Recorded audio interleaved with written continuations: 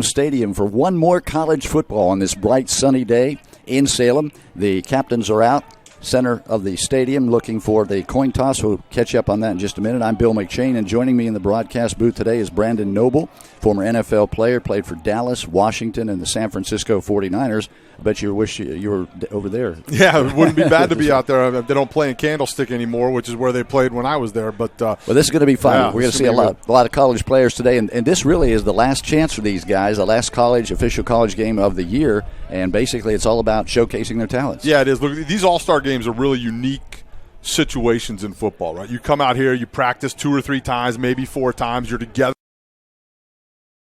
for 2 or 3 days, and you get thrown out on a football field, and you need to perform at the highest level. Really, one of the most important things about these are the days of practice and getting in front of those NFL, CFL scouts. So the first game, there's 2 games this weekend, one today, one tomorrow. It's the HBCU game today, All-Star game, and then the Dream Bowl tomorrow. More about that later, but we're getting ready for the kickoff to start this game. Beautiful weather, sunny skies. The wind will be a factor today, but we're ready to go here in just a moment.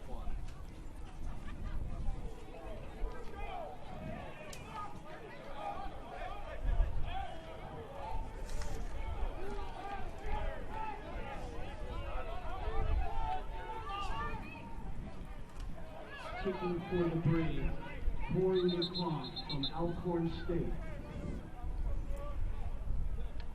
So the Brave, wearing the maroon jerseys today, will be kicking off. The Pride is going to receive. They have the navy blue jerseys on. Kicking off will be number 9, Corey McCullough. And let's check our deep receivers for the Brave team. Number 21, Jalen Emmy is back, and he's a real speed burner. He's a threat. He's in the front here, and in the back in the end zone. Either one of these guys, very dangerous. All these guys are really good players, all-stars from their college teams, and we'll cover some of these colleges. These are small college players, but they're all very talented. Yeah. And the wind is a factor. So right now, the maroon team, the Brave, will have the wind to their back. So Corey McCullough should be able to get this ball close to the goal line with this kickoff. We've got about a 25-mile-per-hour wind right now, gusting probably up to 35, and it is brisk and cool. It's about 37 degrees. High kick. It's going to be fielded at the 5-yard line, and he's going to come up across the 15, and he is out of bounds at the 18-yard line. Good coverage on the kickoff by the maroon team, and that's the Brave. And so now it will be going to work on offense. It'll be the Pride, and starting at quarterback, we'll have to wait and see how they come out. They have 3 quarterbacks listed. Yeah. We're not sure who's going to start. That's the fun thing about all-star games. It really is. You don't know who's going to be out there. You don't know how it's going to go. Right. Look, a lot of these guys haven't played football since before Thanksgiving too. So I mean, there's a lot of things today.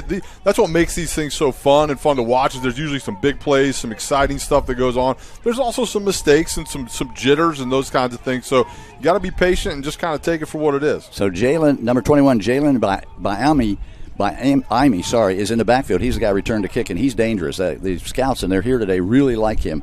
And starting at quarterback, well, it looks like somebody started early. And in the backfield, we have a penalty flag down. I think it's going to be offside or false start. But this quarterback is Devlin Isidore from Texas A&M Kingsport. Yeah, and he's a good football player. He's one of the guys that came here, definitely had something to prove. Had a chip on his shoulder all weekend and did a good job. Did what he was supposed to do. Threw the ball well.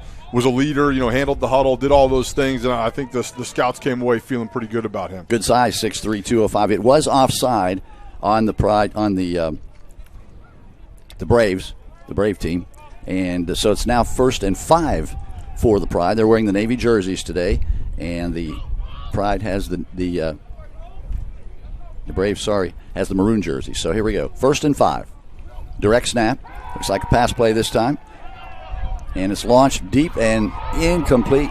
43-yard line is where the play was made. Good defensive play there, cutting in front of an intended receiver. And that was number 24 on defense. And that's going to be Tyrese Henry. Yeah, really good safety. Yeah, did a good job breaking on the ball. But look, Isidore's throwing into the wind right now. Yes, he is. And that wind is humming like you were talking about, Bill. And so that ball kind of fluttered on him a little bit. And that's one of the things that scouts want to see. Look, in the NFL, if you're going to play, in the CFL, at any league, right, you're playing this time of year, you got to be able to handle weather conditions, and great quarterbacks are able to throw the ball into a wind, with the wind, all those things. 2nd and 5. We got 2 men in the backfield. We have a fullback. We've got 2 wide receivers here to the bottom of your screen, and we'll see what happens on 2nd and 5. It's going to be a running play, and that's Biami. And he gets too close to a first down. Looks like he did pick it up. Yes, he did, across the 30-yard line. Yeah, he's a good football player, and Jalen definitely does a good job of finding the holes and hitting him. 5'9", 190 pounds. Yep. It's funny. That's kind of where football is going right now with running backs. You're seeing these guys that are that 5'7" to kind of 5'10" range, and they're not huge, but the important thing about NFL running backs right now is being multi-purpose. Yep, absolutely. Can you catch the ball out of the backfield? Can you block? Can you run? And you don't have to run. It's not like Walter Payton and Emmitt Smith and those guys. They're going to carry the ball 40 times. Can you run the ball 15, 20 times? First possession of the football game, 13:23 running clock here in the first quarter, and it is a first down at the 31-yard line for the Pride offense. Now we have a whistle, and let's see what's going on now. Don't see a flag. Yes, I'm sorry, delay a game. Right back here at the 45-yard line. Communication is one thing. Yep, it was delay a game. Good place to mention. Yep. These guys have only been together for, 4 days? Yeah, like they got in here on Thursday, and they had 4 practices. You're learning a whole new system. Again, those are things, though, that often that scouts want to see. Can you come in and retain new information quickly? So Isidore back under center. Fakes that. Well, now he's going to hand off to their quality running back. He turns the corner a little bit, got most of that penalty yardage back. And again, that was Jalen Bienemy. And so he is going to be right at the 30. I believe they're going to mark it. It will be 2nd down and 11. Actually, at the 29, it'll be 2nd down and 12. Yeah, and look, again, it's getting a feel for it. The offensive line. I mean, football is such a unique game, and it's such a team sport. And there's so many little things that you get used to with your guys, right? So these guys have all played a whole season, and now they're playing with a whole group of new people, and so you got to get used to them in a game situation. So usually 2nd, 3rd quarter, things really get rolling. Yeah, 2nd down and 12, first possession of the football game. And again, Pride won the toss. And once again, it's number 21. They like him. Obviously, they're calling his number a lot, but look at the defense. What a play. 51. Yeah, that's a good job that inside was Daryl Henderson. That's the kid we were talking about, 6'1", 324. He's a big fella. He is not small, and he did a good job in there plugging up that A-gap. And this is a situation where, for D linemen, being able to rush the passer is important, but they still run the football. You look at the games that are going on today, and you got the Tennessee Titans playing ball, and Derrick Henry and the way that they're able to run the ball. You got to have guys that can plug the run. Absolutely. And Henderson is one of those guys that fits the bill perfectly. There's some very impressive offensive and defensive linemen playing. There's some good looking. I mean, they look the part. There's no doubt about that. So it's 3rd down and 11. Look for Isidore to put the ball up. Kid from Texas A&M Kingsville. Now we got another whistle, and this is going to be.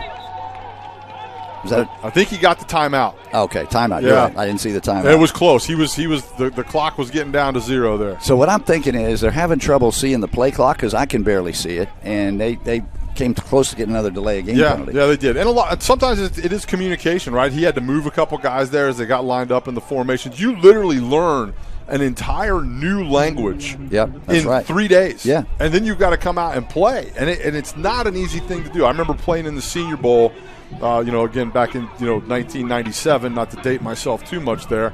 But you got to learn a whole new scheme. Now, the Senior Bowl, you had a week to do it. But look, it's not an easy thing to do. So as a coach, you want to keep it as simple as possible. You want to keep the communication as simple as possible, and the ideas and concepts as simple or similar as possible as what the kids have done before. 3rd down and 11.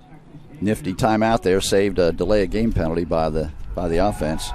Isidore back to pass, hit as he threw, and almost intercepted. He was lucky to get away with that because he got nailed. We got a flag down on the play. Let's see what they call here because he was hammered right through the ball.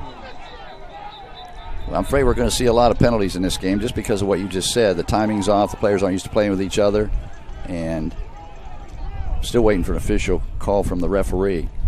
Ineligible receiver downfield is the call. And, sometimes when the play takes too long to develop, these linemen forget where they are. And with this newfangled RPO stuff, right? You get those offensive linemen kind of zone blocking and they wander off downfield a little bit. And it's something that as a defensive coach and a defensive player, you want to make sure that the offense is playing within the rules. So Giovanni Logo is in the kick. He's the punter from Savannah State. He'll kick from inside his 20-yard line. Good snap. Kick is away.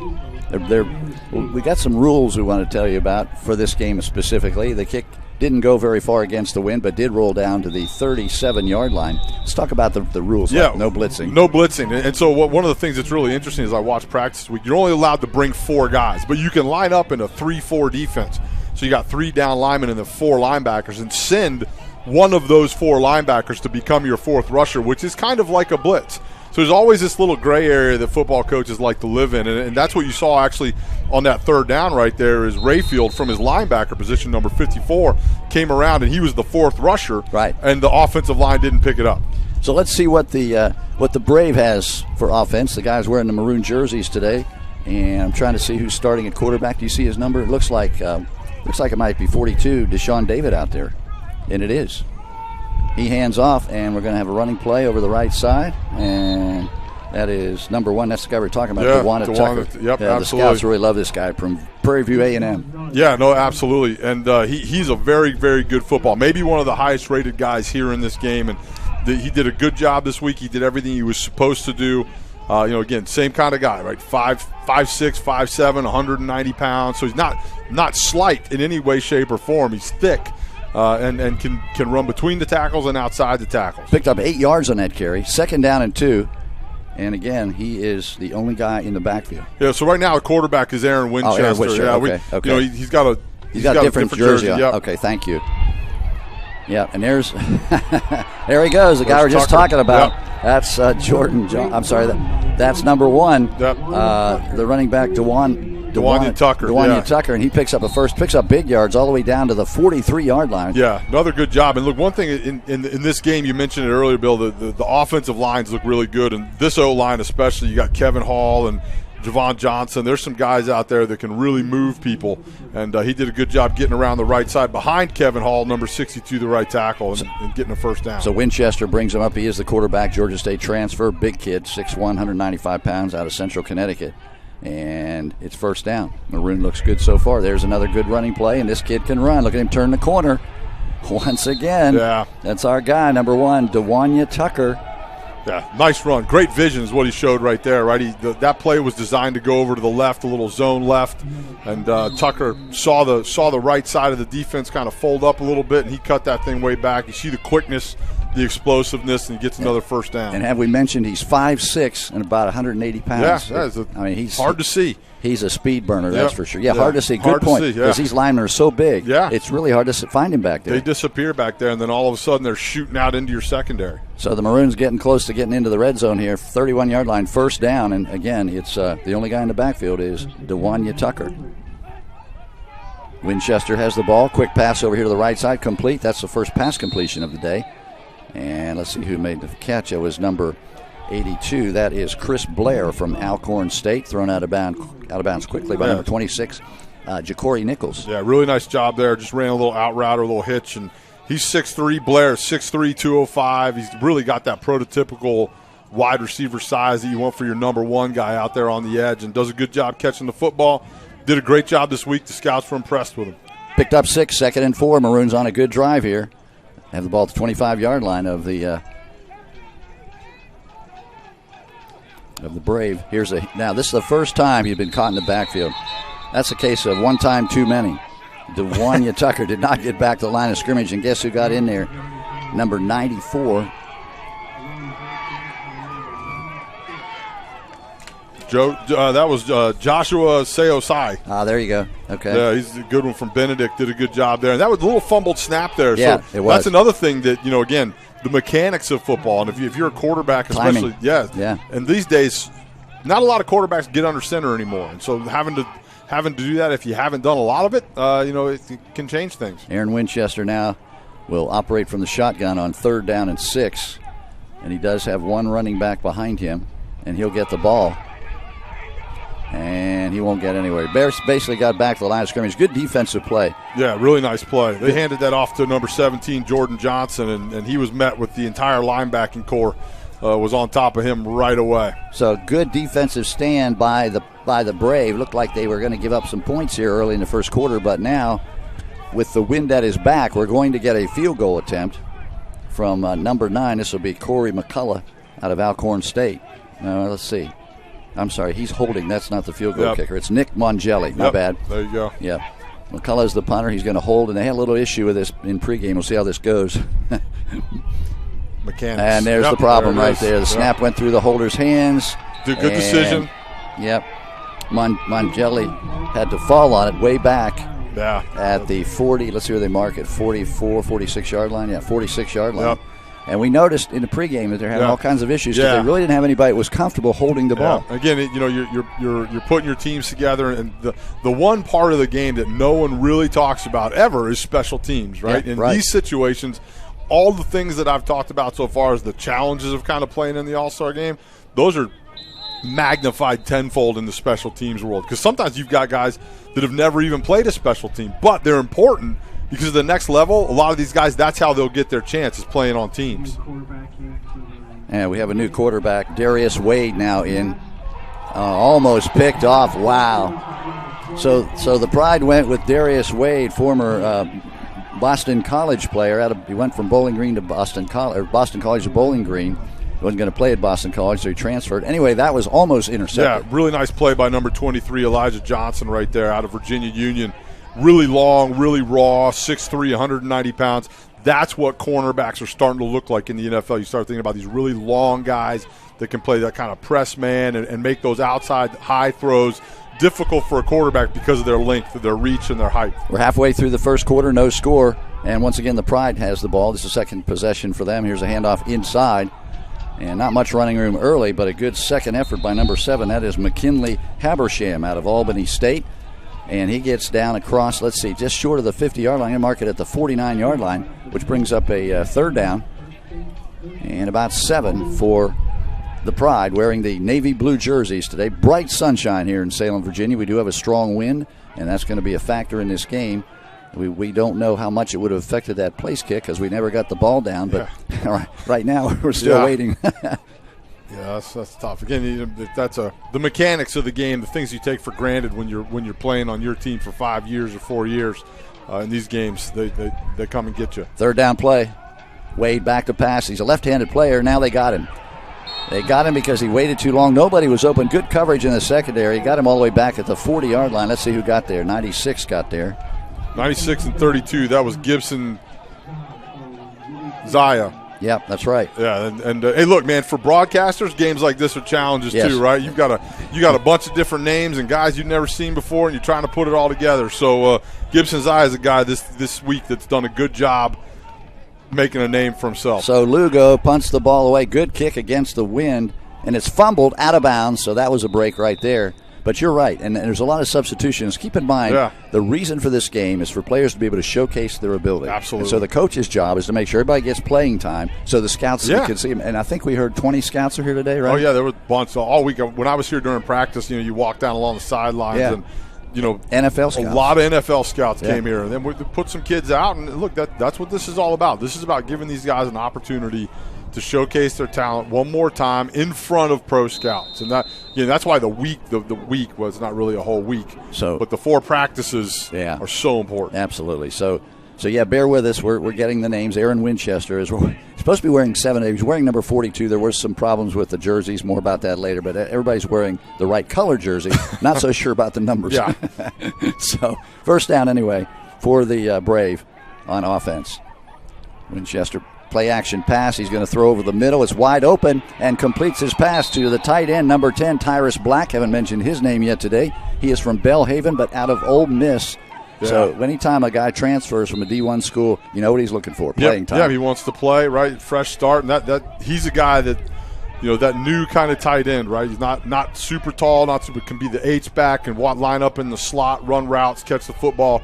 Saw it right there. He sunk in behind the zone and made a nice catch and moved the sticks. So once again, Maroon dominating the statistics. Another first down this time at the 47-yard line. So far, they haven't been able to get anything on the board. And here we go. That's a run play up the middle. Defense closes quickly. Short gain on the play. Let's see if that was it Jordan Johnson? I'm trying to see. Yeah, I don't know. I lost him in there. I think it is Jordan Johnson, number 17. Yeah. Anyway, it was a 2-yard gain, second down and 8. Yeah. So we have 5 minutes left to go here in the first quarter. No score. We haven't had a lot of actually, the Maroon has had some good offensive plays. Yeah, moving the ball well, right? Just they got down in the red zone and got kind of stuck, and then had the bad mechanics on the field goal. Exactly. Pride hasn't really done much yet on offense, but they've been playing pretty solid defense, defending their own goal line here. Second down and long. Another pass play coming over the middle, and it's complete, but I think it's a little short of the first down. No, they say he didn't catch it. They say the ball hit the ground. Incomplete.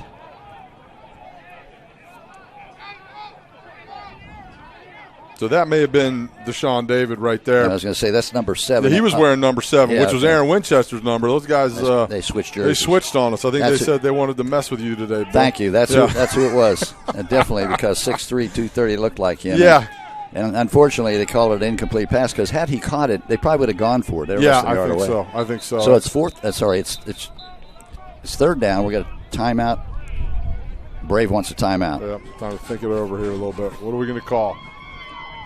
This is a great experience for the coaches too. I mean, these are guys that aren't necessarily head coaches or have a little bit of experience as coordinators, those kinds of things. They get an opportunity to come in, teach their system, meet some new guys. Coaching's all about networking, so they get to meet some new guys and do those things and try and make a little bit of a name for themselves too, while at the same time understanding how important it is to realize that this game is about the kids, it's about the players, it's about them getting an opportunity to go one more time and put them in the best position you possibly can to succeed. And it's a challenge to get these players. There's so much in demand, these senior players. There's so many postseason bowls and things and all-star games. And so credit to Chuck over here to my left. Chuck Stoller does a great job. Had to call starting in August to get some of these players to come. And then when players drop out, he's got to hustle to get more players come in. Yeah, exactly. Not an easy thing to do. So here we go, third down and long for the Maroon. Once again, back to pass. Winchester.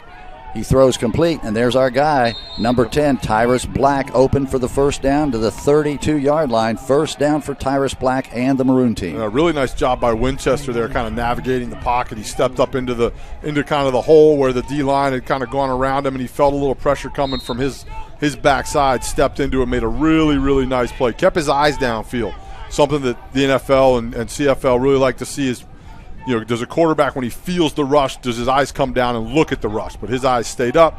He found Tyrus Black out there in the flat and got the first down. Good-sized kid, 6'1", 195 out of Central Connecticut's Aaron Winchester. And so first down, again, the Maroon have been down here before, but they haven't been able to cash in. Here's a running play, and it's going to break for a big yard. He's down to the 20-yard line. And that's number 27, Marquise Denon out of Texas College. Another little guy, 5'7", 175. They're all cookie cutters, man. 5'7", 5'6", 5'6", but look, that's where football's going, right? Can you catch the ball? Can you run? Are you dynamic? Do you create issues when you're in space? Because it's a space game now. It used to be between the tackles, 3 yards in a cloud of dust back when I played, but it's all about space right now. So now it's first down at the 19-yard line for the Maroon. This is their deepest penetration of the game and the longest drive of the game for either team. And once again, it's a play action. Well, no, it's not. It's actually a running play. Good fake by the quarterback. He had me faked out. And the running play got about 2 yards off left tackle. And again, that was number 27, the same kid that just carried the ball a minute ago. Yeah, and Landon Jones, the linebacker there, number 32, came in and filled that B gap real nice. That was a nice run. Denman came around and he kind of cut back, and Jones did a nice job just kind of shuffling. You call it kind of sweeping the box. You move through the box and then fit the gap wherever you need to, and did a good job making a nice tackle. So second down and long, and here's where the Pride defense gets stingy. Last time the Maroon was down here, they couldn't get much inside the red zone. See what happens here, second down. This time the quarterback is going to try. He's got somebody coming from behind. Look out. He's going to get caught from behind. What a great rush there by number 33. Sean McGee. Yeah, Sean McGee. Another guy they really, really like. He was a 3-star prospect. Went to Georgia originally. Ended up at Tuskegee for his last couple years of college football. Really raw edge rusher.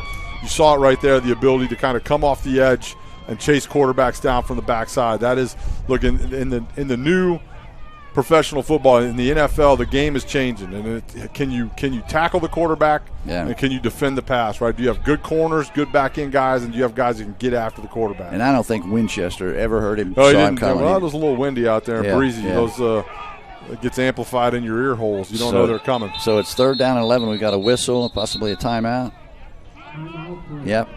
The Maroon calls timeout. Just a minute 50 left to go here in the first quarter. But I think they realize Brandon, this is a pretty important play right here. Oh, yeah. I mean, this is big. I mean, they've done a good job so far of moving. You know, they've had good field position because of the wind and because of the, you know, kind of the difficulty of kicking into it.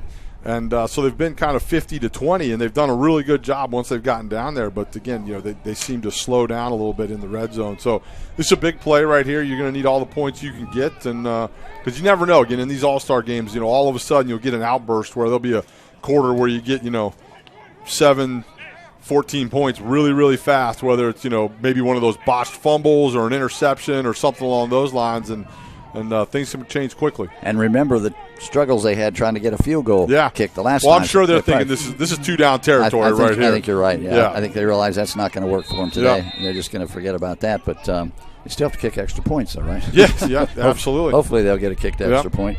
So here it is. Again, he's wearing number 42. Looks a little weird for him, but he switched jerseys, and that is Aaron Winchester, the quarterback for the Maroon team.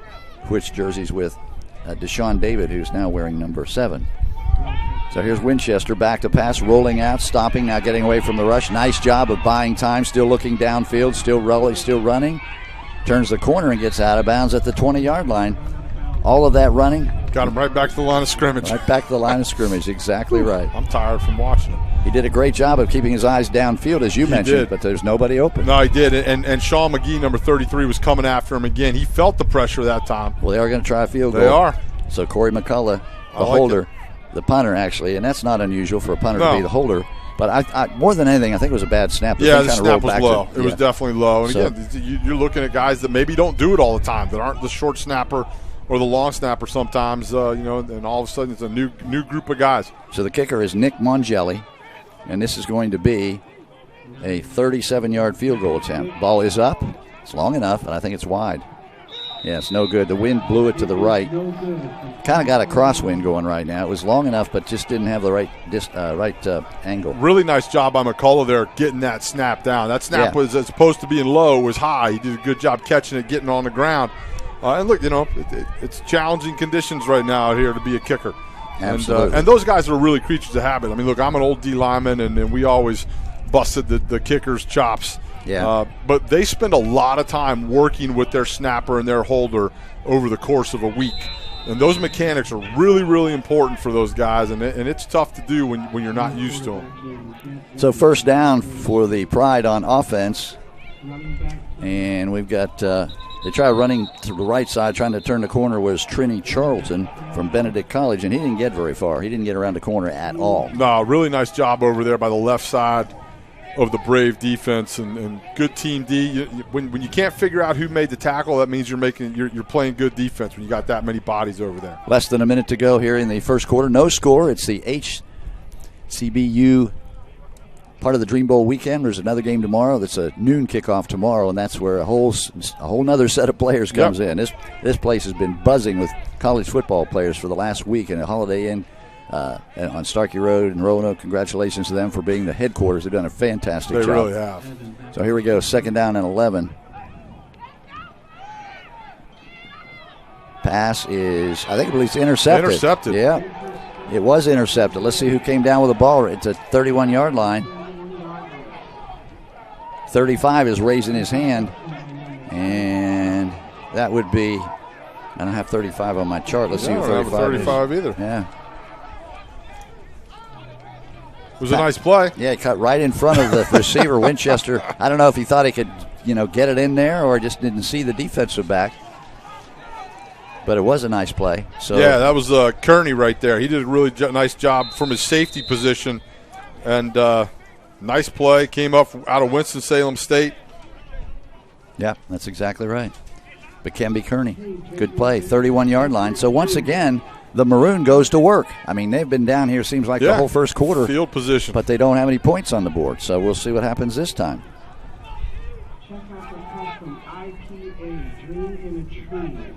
Quarterback remains Winchester. He's going to keep it and run. He gets around the corner, but quickly coming up from the secondary and making him run out of bounds is number 26, Carl Garnes from Morgan State. Boy, he came up in a hurry. Yeah, that was a real nice play right there. And the defensive end, number 96, James Dumas, he did a good job of keeping keeping Winchester flat to the line of scrimmage and not letting him turn his shoulders and get up on that zone read right there. And then Garnes does a good job from his cornerback spot. He's a guy that can play safety and corner. Came up and got after it. That's the end of the first quarter here in Salem. At Salem's Willis White Field, Salem Stadium in Salem, Virginia. And we are one quarter finished here at the HBC Bowl. And we're going to see what happens in the second quarter. In the second quarter, it's going to be second down and long. All that running, you didn't get any yards. So we'll see what happens.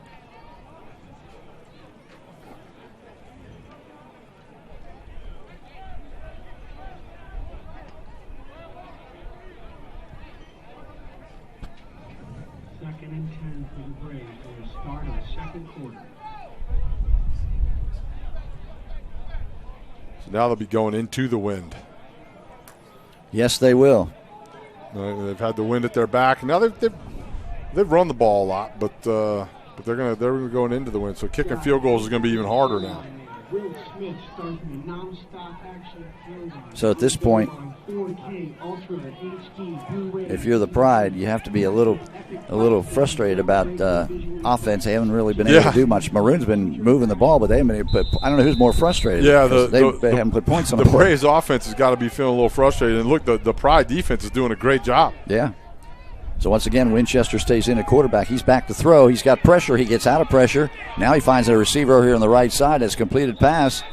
That was a nice job of Winchester to getting out of a definite sack situation and completing that pass.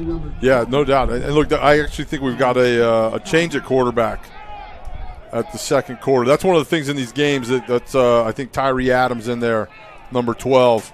Oh, that's Tyree Adams. Yeah, I think they snuck him in there on you. At the quarter, a lot of times, for the quarterback position, a lot of times coaches go first quarter, second quarter, third quarter. Oh, yeah, I see. Okay. And then whoever's the hottest, right? Whoever's playing the best in the fourth. And he's under center, so, Winchester was operating basically out of the shotgun. So now he takes the snap, hands off right up the middle, and not much there. Braxton Gambrell got 2 or 3 tough yards, kid out of Johnson C. Smith. And it's going to bring up a fourth down. And now let's see how the field goal kicker does from this side of the field. It's always an adventure. This will be into the wind. And this will be Corey McCullough from Alcorn State. This is the guy that is also a punter. So, Mongelli is available. So they're going to let McCullough try it this time. Number 9 back to kick. Corey from Alcorn State. Kick is away. May be good. Yes, it just boy. dropped over the crossbar. I was waiting. I didn't know it was going to make it. Way to strike that thing. That was good, man. Yeah, against the wind, absolutely. Yeah. 42-yard field goal. McCall did a nice job against the wind. That wind is humming. Yes. I mean, it really is. And that snap was hot. That snap came back hot. Good job by the holder to get it down, and then McCall does a good job of striking that thing true, and it definitely just had enough legs that it dropped right over that crossbar. It was a high kick, too. Yes. Yeah. Usually into the wind, you tell them, drill that Get thing it a little low, yeah. Especially So- from that distance. So we have our first points on the board as we start the second quarter, as the Brave takes a 3-0 lead, and they really have deserved more than that as much as they move the ball. Absolutely. But, again, I think it says something to the way the Pride's playing defense right now, and they're doing a good job when they get down their backs against the wall. And playing offense, the tighter you get in today's offenses, the tighter you get to the end zone, the harder it gets. Right. Because a lot of your pass concepts and those kinds of things don't really fit. The field is much smaller. But they've done a good job moving the football and finally got some points for it. Looks like they're going to have to hold because of the wind, maybe get a hold or no. They're just getting an extra player on the field. Nick Mongelli will kick off. He's one of the 2-place kickers on the Maroon team, which, of course, is the Pride. And let's see who's deep for the Brave. Yeah, they're going to need a holder. That wind's not going to let that ball sit on the tee.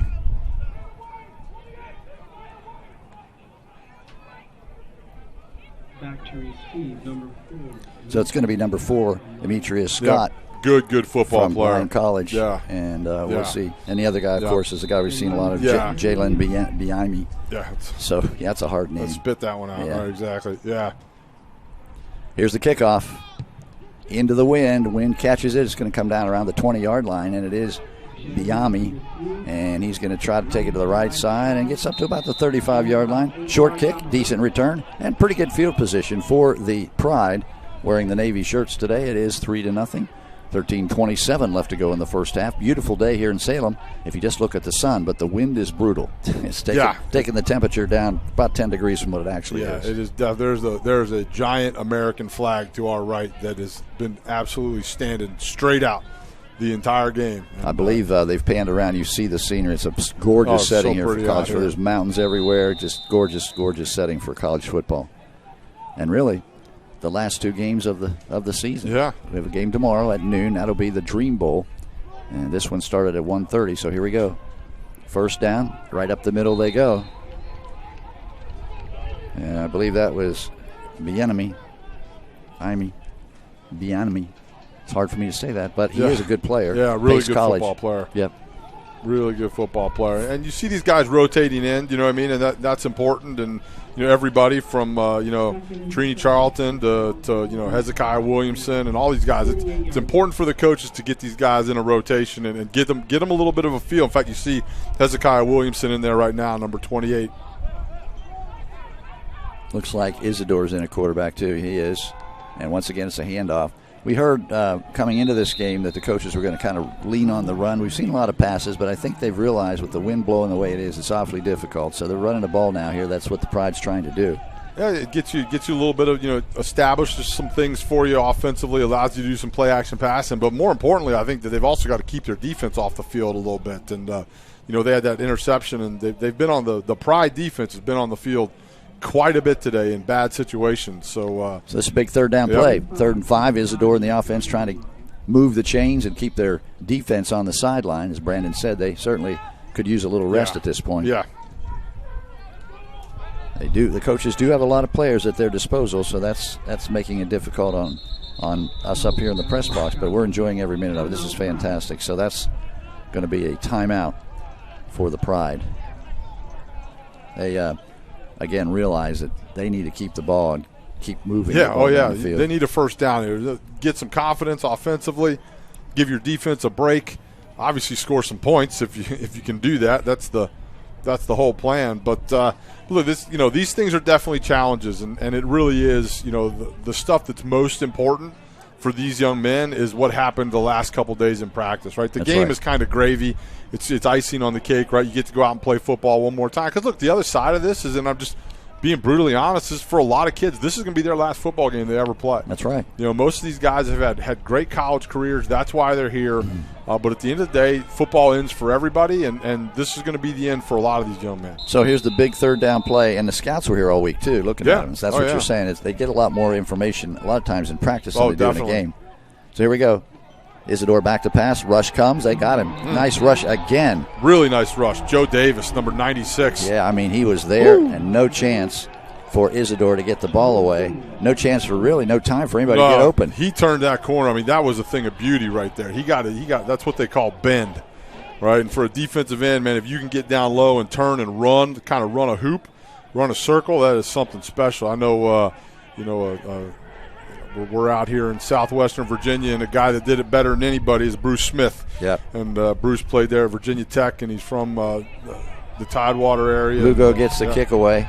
It is fielded by the guy who's been the most dangerous on the field today, and that is number 1. That's Tucker. Yeah, Dewanya Tucker. He's tackled right away, but again, that kick was with the wind, and he had to wait for it to come down. Yeah. It was way up in the air. But you can see what they think of Tucker. They want to get to him the ball as much as possible. Yep, multi-purpose, right? The more you can do. You look at guys like Darren Sproles in the NFL. Yeah, that's a good comparison. Little kind of smaller, shorter guys that can return kicks, catch the ball in the backfield, aren't afraid to block, and can run the football. And they're going to keep Tucker in there right now. All right, so it's first down at the 33-yard line for the Brave team wearing the maroon jerseys, and they have the lead 3-0. 11:18 left to go before halftime rolls in. And let's see.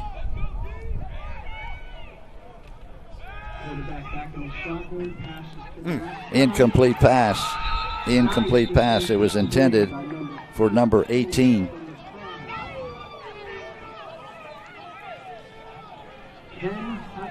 A really nice break on the ball. That was 18 there. That was Cavante Moses, who plays a little fullback and tight end, 6'1", 246 pounds. But really nice job by Ken Hike Jr., the corner, coming up at 6'1", 175. There's a bit of there's a physics difference there. Right? That's a little guy hitting a big guy, but Hike Jr. does a great job separating that football from Mr. Moses. So Winchester, I believe, is back in at quarterback. I'm trying to see. Yeah, I think that is him. No, you know what? I think that is Tyree Adams. No, you're right. That's Tyree Adams. Tyree Adams is going to keep the ball, and yes, it is, because he's a running quarterback. Kid from Boston College, and gets the first down, I believe. Yep, Tyree Adams, 6'2", 185. Yeah, big kid. Does a good job right there. Follows his blocker. Look at that. Move the sticks. Not bad. He's from Western Carolina. But anyway, he is a mobile quarterback, and that was a very good run. That was basically run all the way for him. And did pick up the first down at the 43-yard line. So we got two receivers coming out here wide to the left. And guess who's in the backfield? Number 1, Mr. Tucker from Prairie View A&M. And then somebody else came back. Two backs in the backfield. Marquise Denon now checks in. This could be a pass play. They may pass, but no, they're going to hand it off inside, and right up the middle he goes. Look at him. Powerful run. Crosses midfield. That was DeWanya Tucker again. Very impressive man, and very impressive for the scouts that watch him today. He's been everywhere. Yeah, really nice job up front, too. The O-line did a good job there. You saw Justin Smith, number 75, out of Virginia Union, and Javon Johnson. There's some big dudes up there moving the football. Zach Hill, left tackle, number 77 from Tiffin. Him and Justin Smith right there open a nice hole for Tucker to hit. And then you saw the burst, that explosiveness that people love out of Tucker. First down for the Brave. I'm sorry, second down. They're second down and short. I thought he had a first down. So did I. Oh, the ball was, I think that's an incomplete pass, is it not? Or is it a fumble? That may have ball been came the out. Strip sack right there. It may be. James Dumas, number 96. They're calling it an incomplete pass, I think. Yep. That's what they're calling it. If I'm Dumas, I'm arguing that. Just As an old D lineman, you got to get credit for that one if you get back there. Yeah, just so you know, we don't have the benefit of a replay. Nope. So it's their call down on the field, and we're not going to be able to review it. So it's third down and 9, it looks like, back at the 44-yard line. Dumas is a really good pass rusher, really active hands. It's one of the things that jumps out at you when you watch him play, and showed it right there. He got into the O-lineman, was able to disengage, violent hands, and turn the corner and disrupt the throw. Once again, pass play. Rolling out is Adams. Now he throws late over the middle. Incomplete. Did he catch it? I don't know. Yeah, maybe he did. I thought it was incomplete. Yeah, first down catch. What a catch. Great job by Chris Blair, number 82. Unbelievable catch by Blair. Really, really nice job. And a good job there by Adams, kind of feeling the pressure again. James Dumas was right on top of him almost immediately. Beat the guard, then beat the running back, and Adams gets around the corner and throws back against the grain a little bit, which makes you nervous as a coach. But when you get the completion and Chris Blair catches it, you get a big attaboy. First down, 47-yard line. The Maroon once again moving into Pride territory. Here's a handoff in the backfield, and there's the guy we've been bragging on. And he's on his horse again, run out of bounds. That's DeWanya Tucker at the 42-yard line. Got about 7 or 8 yards on that play. It's the vision, the complete package, right? He's got the quickness, the speed, the burst, right? And you saw right there the vision. Like that play starts out to the left, he feels that gap on the backside, and then to the right, and he cuts it back and gets a nice 6-yard gain. And he's out of the game. The coach realizing he probably needs to take a break.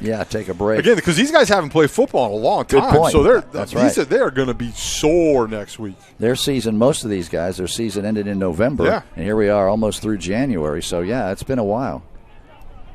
So here we go. It's second down and about 4, and this time it's a pass play. It's incomplete.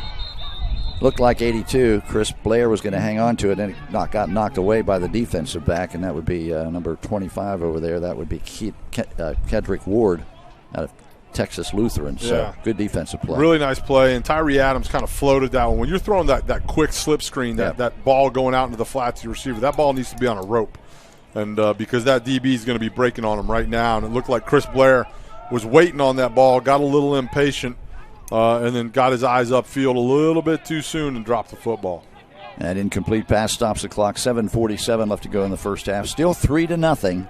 The Brave leading the Pride. And once again, the Brave has the ball. Third down and a chance to pick up another first down. Look out. Almost down in the backfield, but not quite, was Tyree Adams. Good job of getting away and just throwing the ball out of bounds. He saved yardage by doing that. It was going to be a huge sack. This brings up fourth down, though. Yeah, that was number 40, one of the outside or D-end, outside linebacker kind of kid, Johnny Russell. It's a good job, comes scot-free off the edge. And Adams does a good job of avoiding it and then getting rid of the ball in a way that doesn't give the Pride anything special here, right? So the Alcorn State punter, Corey McCullough, number 9, is in to kick. He'll be kicking standing back at his 46-yard line. And let's see who's deep for the Pride. McCullough may be sore next week, too. He's been out on the field a whole lot right now, too. So number 4 is back for them. That's the mayor, I think. That is the mayor. That's the mayor, look, right? a bad snap. We weren't looking. And all the way back at the 20-yard line. Snap has been an issue today, and that's not surprising. Special teams, the timing, the working with new players, and boy, that's a huge mistake by the Maroon team. Wow. So the Brave give up the ball. See where they spot it. Flip the field. Holy smokes. I mean, that snap wasn't even close to being. It was just brutal. And that's the other thing. I don't believe they bring long snappers in specifically for this game. It depends. Some games they do, some games they don't. I don't know if we have a designated one. I know in the Dream Bowl there's a long snapper or two. Again, and it's something you got to learn how to do. If you got the opportunity to do it, that's one thing. I played with a couple guys in the NFL that were on year 18, 19, 20 because they were long snappers. Yeah. And it was one of those things that I always wish I would have taken the time to teach myself how to do. Maybe I could have eked out a couple more years. But at the end of the day, it's definitely a very, very unique skill set to be able to throw the ball between your legs like that real fast and on the money. And it's not something you just show up and do after 2 days of work. So that's the first real big mistake of the game, and it's the Maroon that may pay the price here. They basically set the Pride offense up inside the 25-yard line. They mark it at the 22-yard line. This will be the chance for the Pride to get the lead if they can get it in the end zone. We haven't had no touchdowns today. Handoff's going to go in the back. Oh, great defensive play by 54. Wow. Really nice play right there. That was go ahead. No, that was Rayfield from his middle backer position. Does a good job. Yeah. 6 foot, 245 pounds. That's your traditional Mike linebacker right there. You could feel that up here. Yeah, that was nice. Rayfield read that, one back, one gap, get downhill, and did not have a chance to do anything with that football. Darius Wade is back at quarterback, the Bowling Green Boston College kid, transferred from Boston College to Bowling Green. And so now it's second down and 11. They're lucky they didn't lose more yards than that on that play. So once again, the quarterback over the middle. Well, he got the ball away, but he was hammered in the backfield. And again, there's no blitzing, so that's natural. That's just 4 guys getting through that. That was Darrell Henderson, number 51 from Alcorn State. That's a big old fella right there coming at you, 6'1", 324. And that was 324. That's a lot of body moving. And once it got going, there was no stopping. Did a nice little outside move for a kid that big. Showed a lot of really nice quickness beating the guard right there and getting on top of Darius Wade before he could do anything. Darius Wade went all the way to the sideline to talk to his coach over there and see what they want to do on third down, and basically looks like 11 yards to go for a first down. And again, kicking has been kind of shaky for both teams today. They do have the wind at their back. Snap, fake the handoff, pull. Quarterback's going to keep the ball. He's got the first down and more. He inside the 5-yard line. He was one missed tackle away from scoring a touchdown. Good play by Darius Wade. Yeah, really nice job right there. Ran the zone read, put the outside backer, the overhang guy right there in a bad position, and kept it. And then it was a really, really strong run. Right, he was like you said, one hit away from getting in the end zone right there. They really the defense really went for the play fake, and Wade was left by himself out on the wing. So it's first and goal. First time we said that today. Yeah. For the Pride, and they're hoping to take the lead here in a couple of minutes, or a couple of seconds, I should say. 2 men in the backfield, typical I formation. Wade under center, hands off to the tailback, 21. He's carried the ball a lot today. That's Jalen Bienami. I think I got it, Bienami. I think we're close. And so it's going to be second and goal at the 3-yard line. Is where they spot it. Clock is running, 5:48 left to go in the half. And for the first time today, looks like the Pride may get the lead or at least be able to tie it. They're thinking touchdown right now, but you got to give the Brave defense credit. BNMI. Okay, I got it. I just got a phonetical pronunciation. Perfect. And he is in the tail of the eye. BNMI. Here we go. Play action. They're going to throw wide open in the end zone. He waited almost too long, but he caught it, and that's a touchdown. I thought he was going to hold on to it too long. That is a touchdown. The number 41, Chris Baker out of Ferrum College. Love it. Yeah. Love it. A little small school down here in southwestern Virginia, and the kid's Look how big he is. There's a bowling ball of butcher knives, man. That kid is round. Yeah. And that's exactly what a fullback should look like. And did a good job just sneaking out into the flat. I know that I played for Mike Zimmer and Greg Williams when I was in the NFL with my defensive coordinators. And they used to say all the time, the fullback in the flat is uncoverable down there on the goal line. And Chris Baker gets in after a nice little play-action fake from Wade. Well, we have a whistle. Not sure what's going on. Penalty. Okay. We're going to mark off a penalty against the Pride. Let's see what the call is. Well, it's a pretty big penalty. Yeah, I don't know what's going on there. It might have been They just wanted to make the kick a little bit more I know. They didn't spot the ball in the right place, right? Isn't that where they normally? No. That's an NFL extra point. Yeah, that's actually a good point. That's what it is. So it's going to be. This is if they get to the next level. This is where they'll be kicking from. So it's Giovanni Lugo trying the extra point. Ball is up. Looks like it might Got it. Yes, it's good. Yeah, all right. Yeah, they were going to give him a college extra point, and they obviously interesting. These guys the are NFL, trying, it's different, right? Yeah, exactly. Yeah. So, timeout on the field. 5:17 left to go in the first half, and finally, the Pride has broken through, and they have taken the lead 7-3. We didn't anticipate a high-scoring game, but with the win, we sure didn't think that kicking would play much of a thing. But it has. It's just snapping the ball and getting the ball in the right place, and so it's turned out to be a defensive struggle. But see, that's a really bad mistake. Set up the Navy, the Pride team. Good field position. In these games, right? It's those kinds of things. It's the mechanics. Right. It's special teams. Right. It's big plays. It's fumbles. It's communication. And those are all. It's not that these kids are not good at what they do. It's just they've not worked with each other. They haven't been together. That's exactly right. And it's guys that sometimes have to do things that they've never done before. You talk about a lot of these guys when you're the best player on your high school or college team. Your coach probably isn't going to play you too much on special teams unless you're a kick returner, right? A dynamic guy like that. Right. But when you get to the NFL, you've got to be able to play special teams. So just getting out here and going through the motions and learning a little bit about it is an important part of the process. And you're seeing that. I mean, look, man, I was the starting defensive tackle for the Dallas Cowboys, and I was still on special teams. I was still in the wedge in the kickoff return. So we're ready for the kickoff. And it's going to be Giovanni Lugo kicking off high and deep. He's got the wind to his back. It's fielded at the goal line.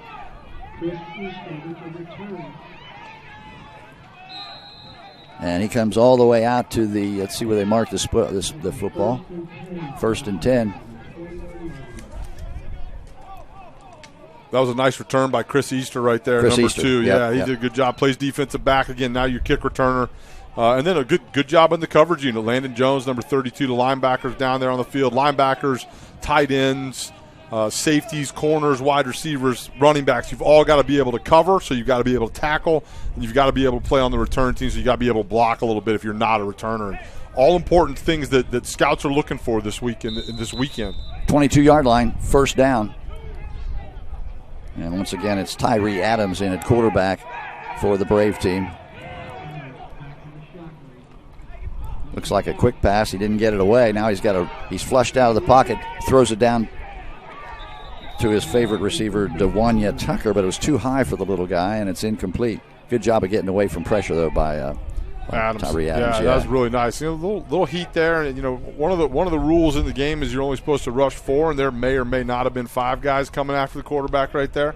But sometimes, from a defensive standpoint, you go, well, I read run, and as a linebacker, I just kept going, right? Because that's what you teach guys. I'm a defensive coordinator at the high school level, and I tell my inside backers that if they commit to the run and it's passed, keep going. Just go get the quarterback. 5 minutes left to go here in the first half. 7-3, the Pride with the lead. But right now, the Maroon has the ball. Inside handoff goes nowhere. Middle of that defense has proven to be pretty tough. That was Jordan Johnson getting swallowed up inside. Yeah, he got swallowed up, that's for sure. There's some big fellas in there right now. Lost a yard. It's 3rd down and 11.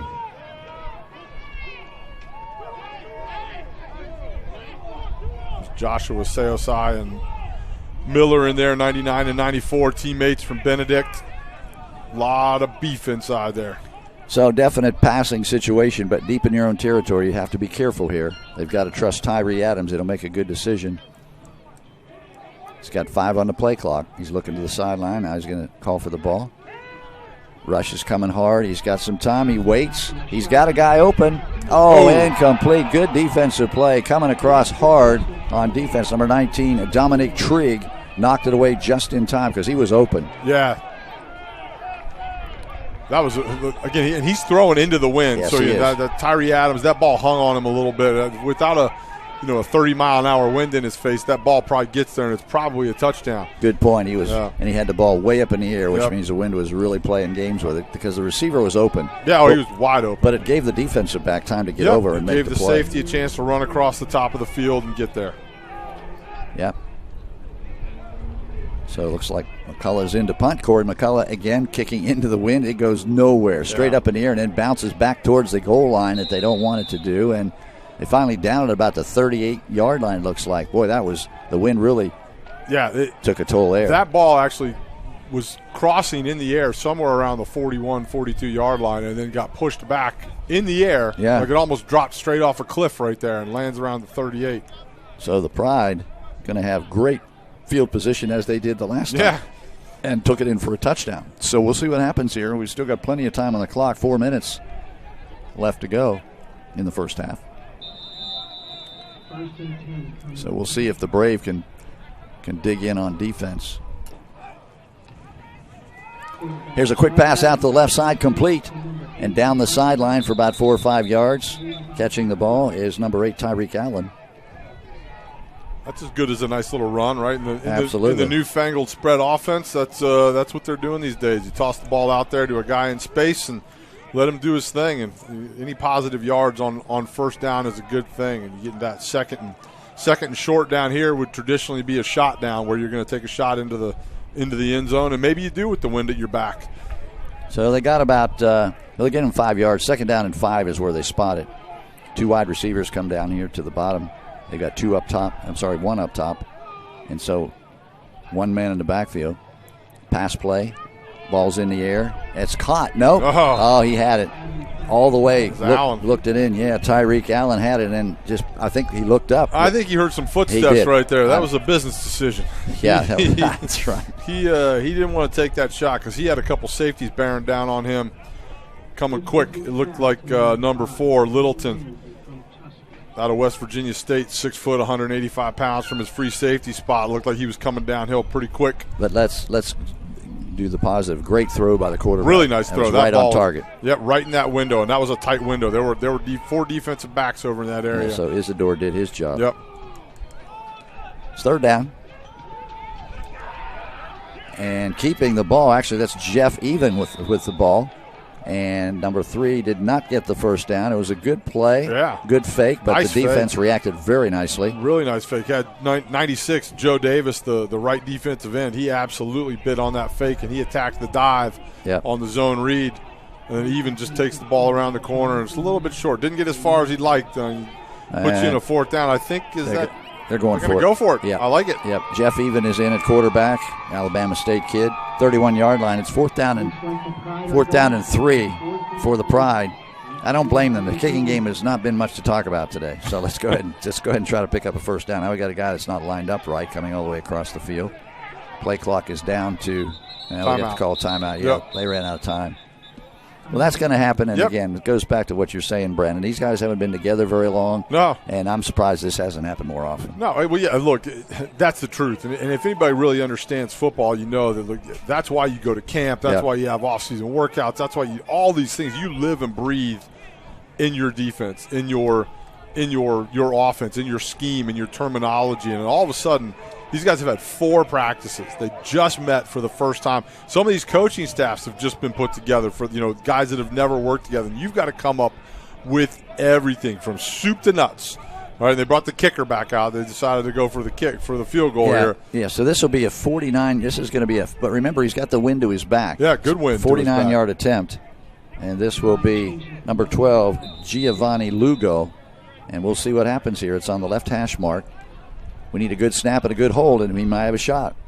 Snap's good. Ball's down. Kick is blocked partially. Did he? Maybe not. Oh. Did he get it through? Yes. No, it's in. It's no good. I thought it was partially blocked. Yeah, it looked like it. It didn't sound good when he hit it, and then it was low, and it didn't really get up in the air. But anyway, it was. Nice snap, though. Yeah, it was a good snap. I thought it was a good hold. Yeah, the mechanics were good there. But the kicker didn't get it done. Yeah, he topped that thing. It was like my golf shot.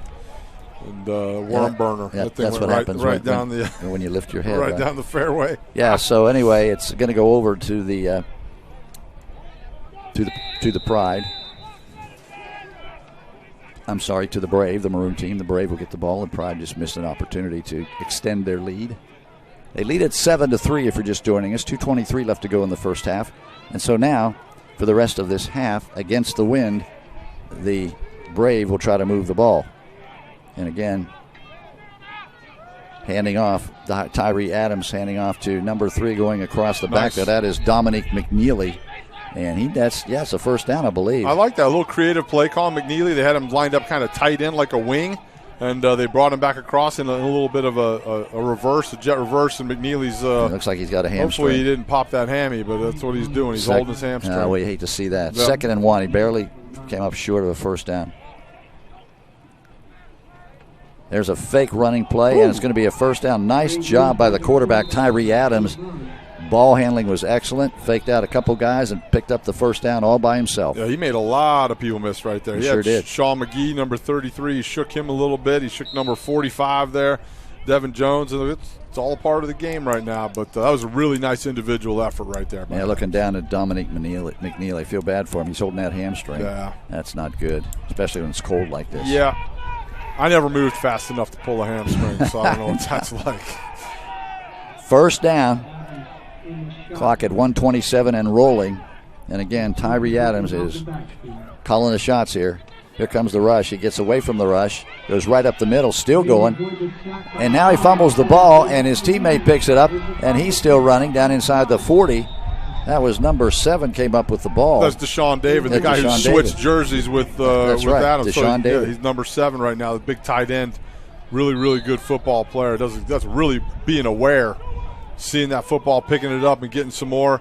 That was a nice job by the QB, pulling that ball down and getting out of there as the heat got to him. And Tyree Adams been under some pressure and done a good job, handled it well. First down at the 39-yard line. So once again, the Brave on the move. They have moving. Yeah, they have a chance here to get even in this game, or at least get closer. Rolling out. And again, this is the guy that just made a nice run. If he can hold on to the ball this time, that's Tyree Adams, number 12, quarterback. Keep going.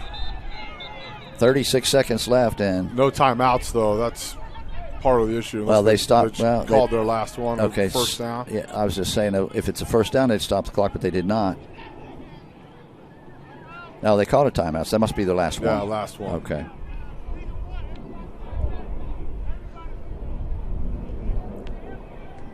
So we are not far from the Roanoke Airport. You might be able to hear the jet in the background.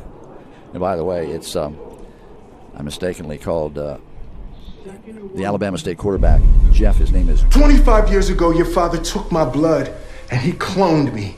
He made you from me. He chose me because there's never been anybody like me, and he knew one day I was going to get old and then you'd step in. He's been lying to you the whole time. He told you you were an orphan. And of all the people in the world to come after me, why would he send you? Because I'm the best. You are obviously not the best.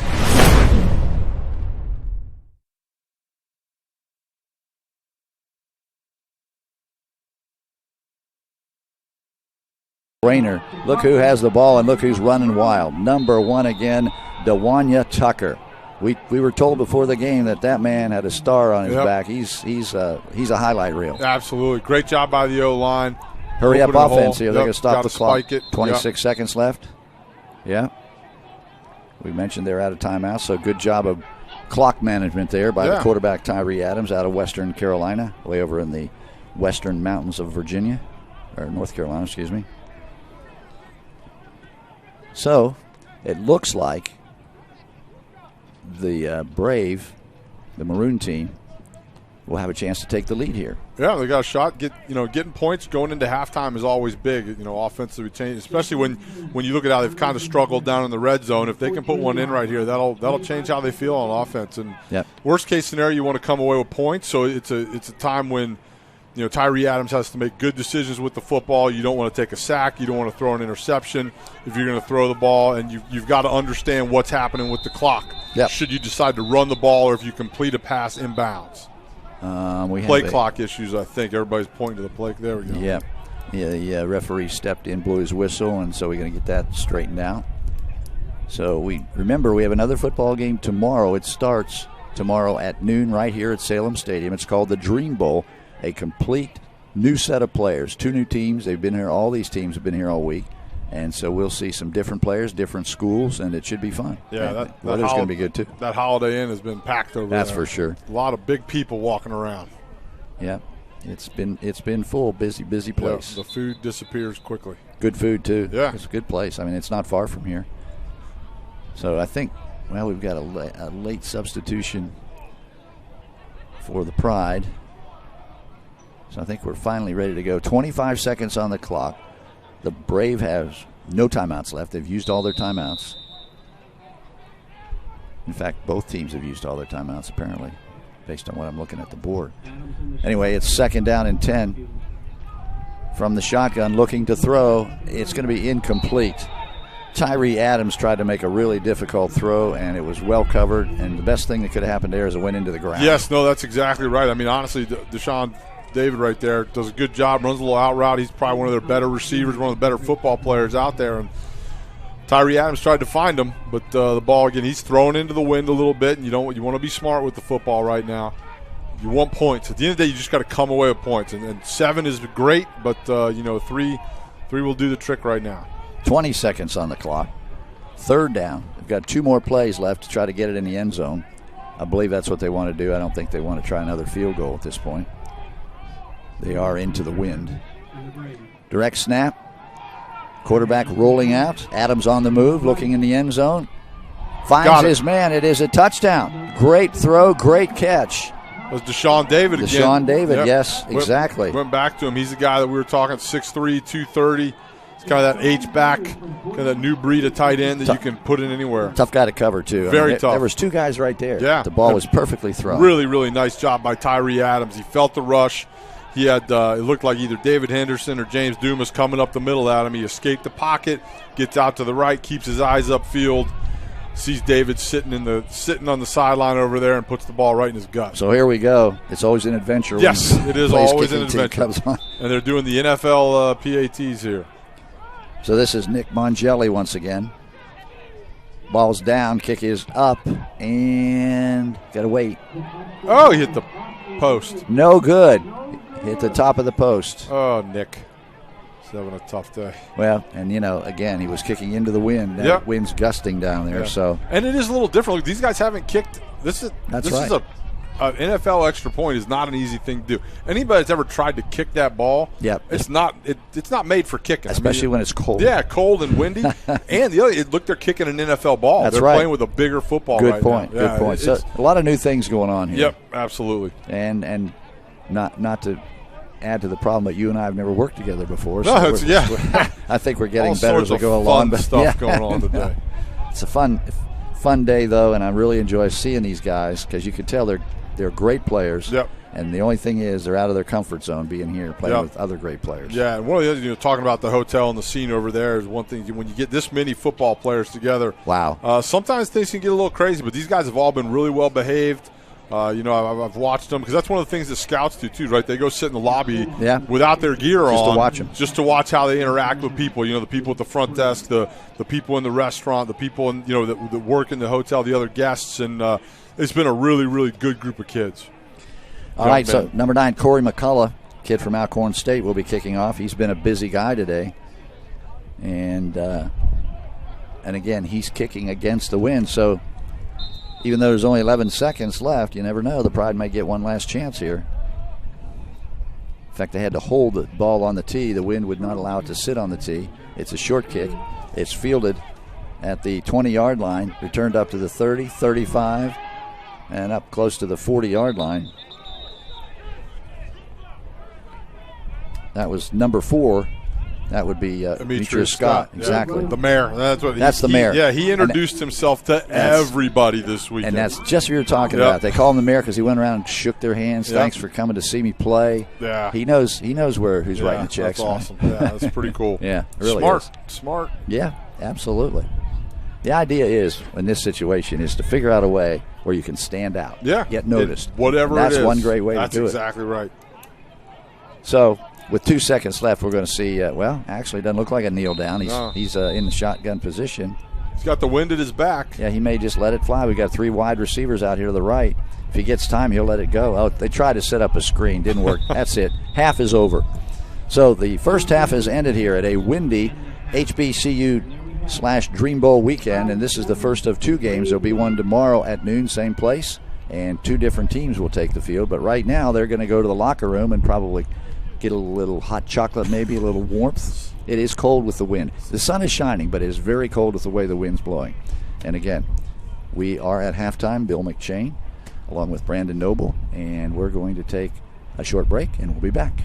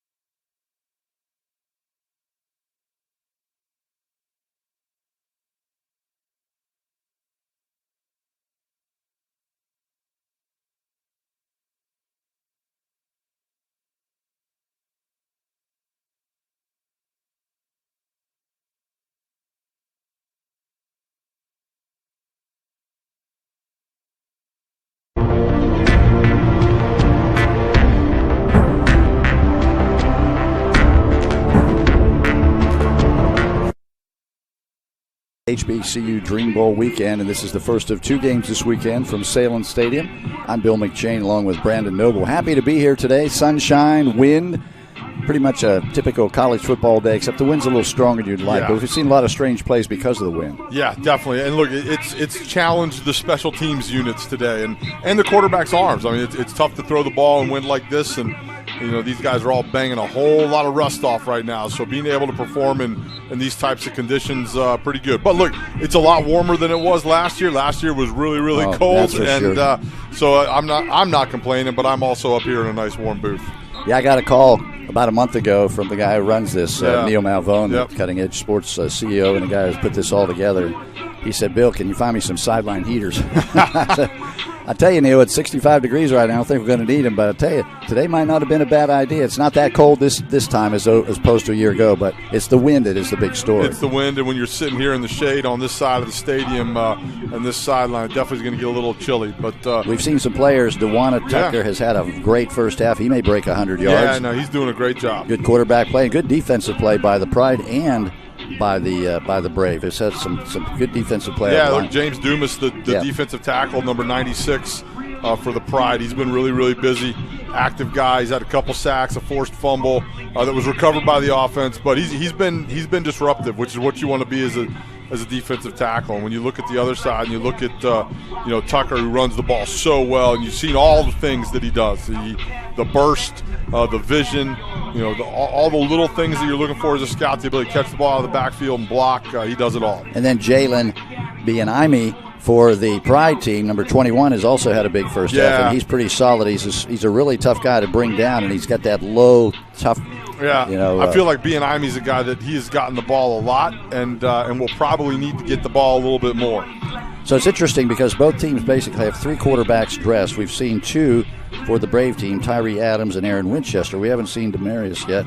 But then with the Pride, we have seen all 3. Yeah. Darius Wade, Jet Even and Devlin Isidore. Yeah, and that's important. And, some teams, everybody does it a little different, and most coaches go first quarter with 1, second quarter with 2, and the third quarter with 3, and then your fourth quarter, whoever's got the hot hand or the guy that you feel like had the hot hand is the guy that you go with to go win the football game. So if you're just joining us, we talked about this before the game, but these players have only been here maybe 4 or 5 days at the most, and there's a couple guys that got here like 2 days ago, got a last-minute call because either players went home or did not show up. But it's just amazing how they come together this quickly and be able to play this game. Yeah, it is. It really is. And you see these guys, sometimes, somebody doesn't show up or somebody has something else come up. And so I know Chuck Stoller's out there making phone calls and trying to get guys to come in. And the guys that do show up, it tells you how important it is, right? They've dropped everything, whether it's studying or going back to school or training or doing whatever they're doing.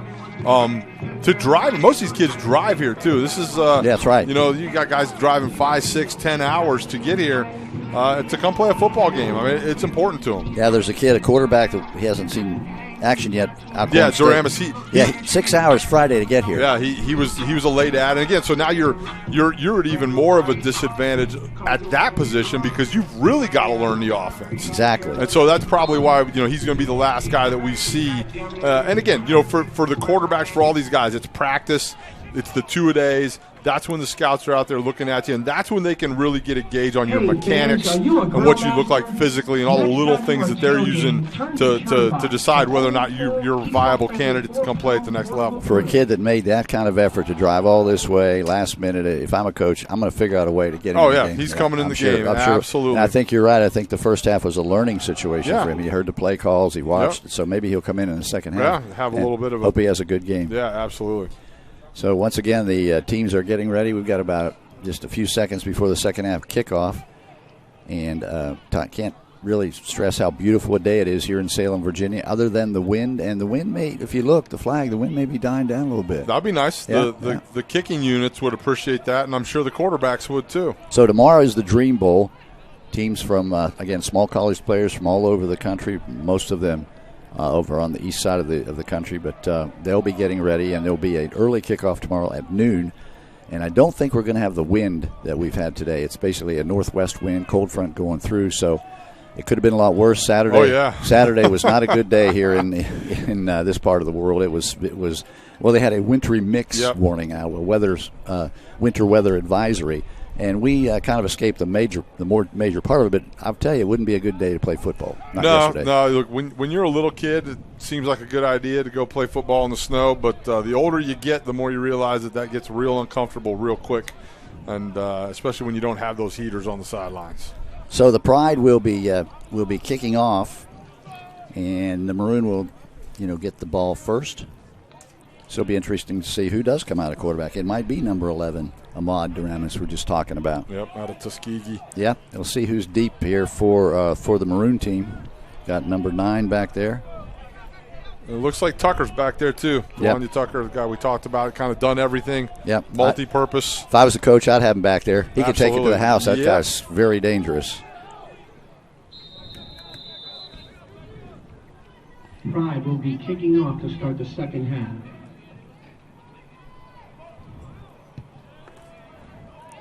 So that's Lugo kicking off. It's a short kick.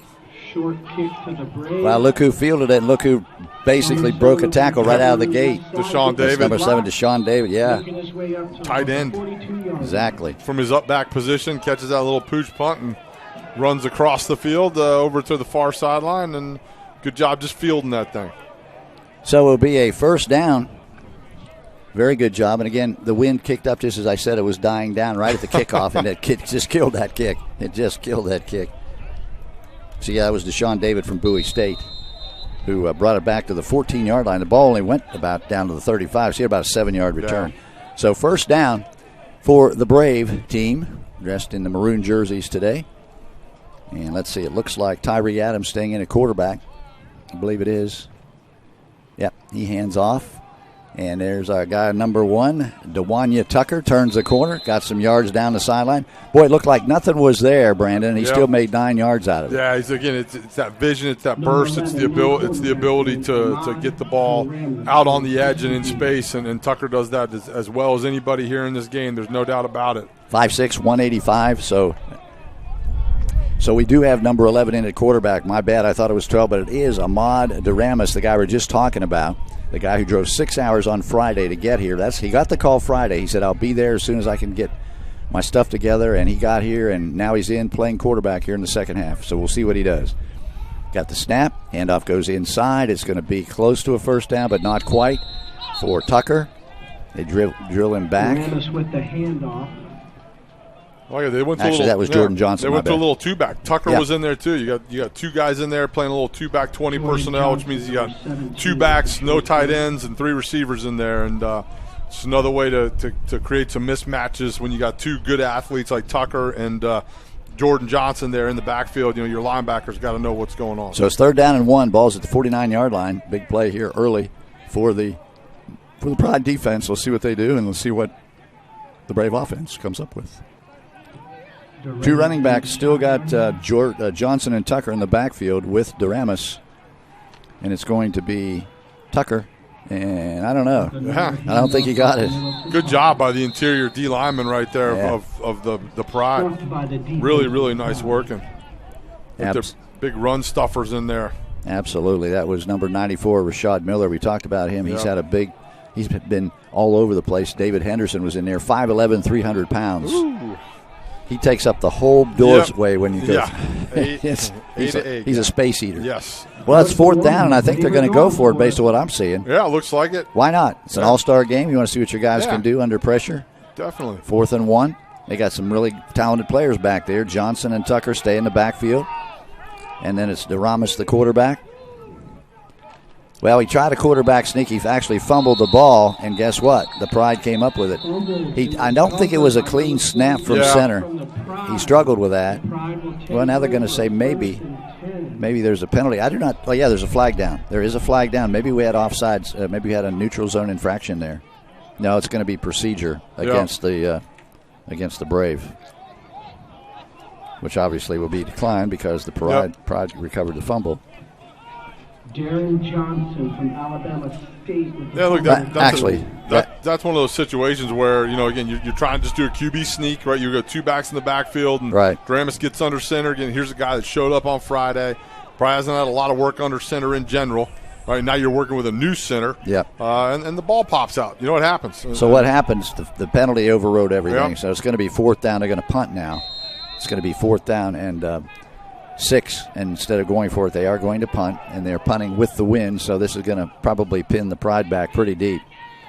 And it will be Corey McCullough in to punt. No, I'm sorry, it looks like Mongeli's in there. Yep, 99. Good snap. Kick is away. The Brave back to punt. It's fumbled at the 15-yard line, and the ball's still loose. And I don't know who came up with it, but it looks like, yes, the Brave, the kicking team, recovered that fumble. Not a good decision there by number 4. Yeah, Emeritus Scott. Yeah, that was a tough one. The mayor right there, that ball dropped on him a little bit, and tough. Didn't field it cleanly. Went through his hands, and look, the Brave have a tremendous opportunity. And again, it's that third phase of the football game that nobody talks about even during the regular season until it matters. And in an all-star game, your special teams units are so important, and it's a challenge. He tried to catch that ball below his knees, Brandon. That's a tough catch. You want to get under there. If it's that far in front of you, just let it go. Absolutely. That's what I'm telling him when he comes to the sideline. Absolutely. So it's 1st down. Ball goes over to the kicking team. They have it at the 14-yard line. They're already in the red zone. And let's see who starts the quarterback. Daramis still in there, Daramis is going to stay. Now we got a flag. It's going to be illegal shift. Illegal substitution, my bad. Somebody came in late, apparently. Yeah. So illegal substitution will be a 5-yard penalty. So instead of starting 1st and 10, it'll be 1st and 15 back at the 19-yard line. Just underway, second half. It is 9-7. The Brave leading the Pride. And the Brave just got a fumble and trying to take advantage of that and trying to extend their lead right now.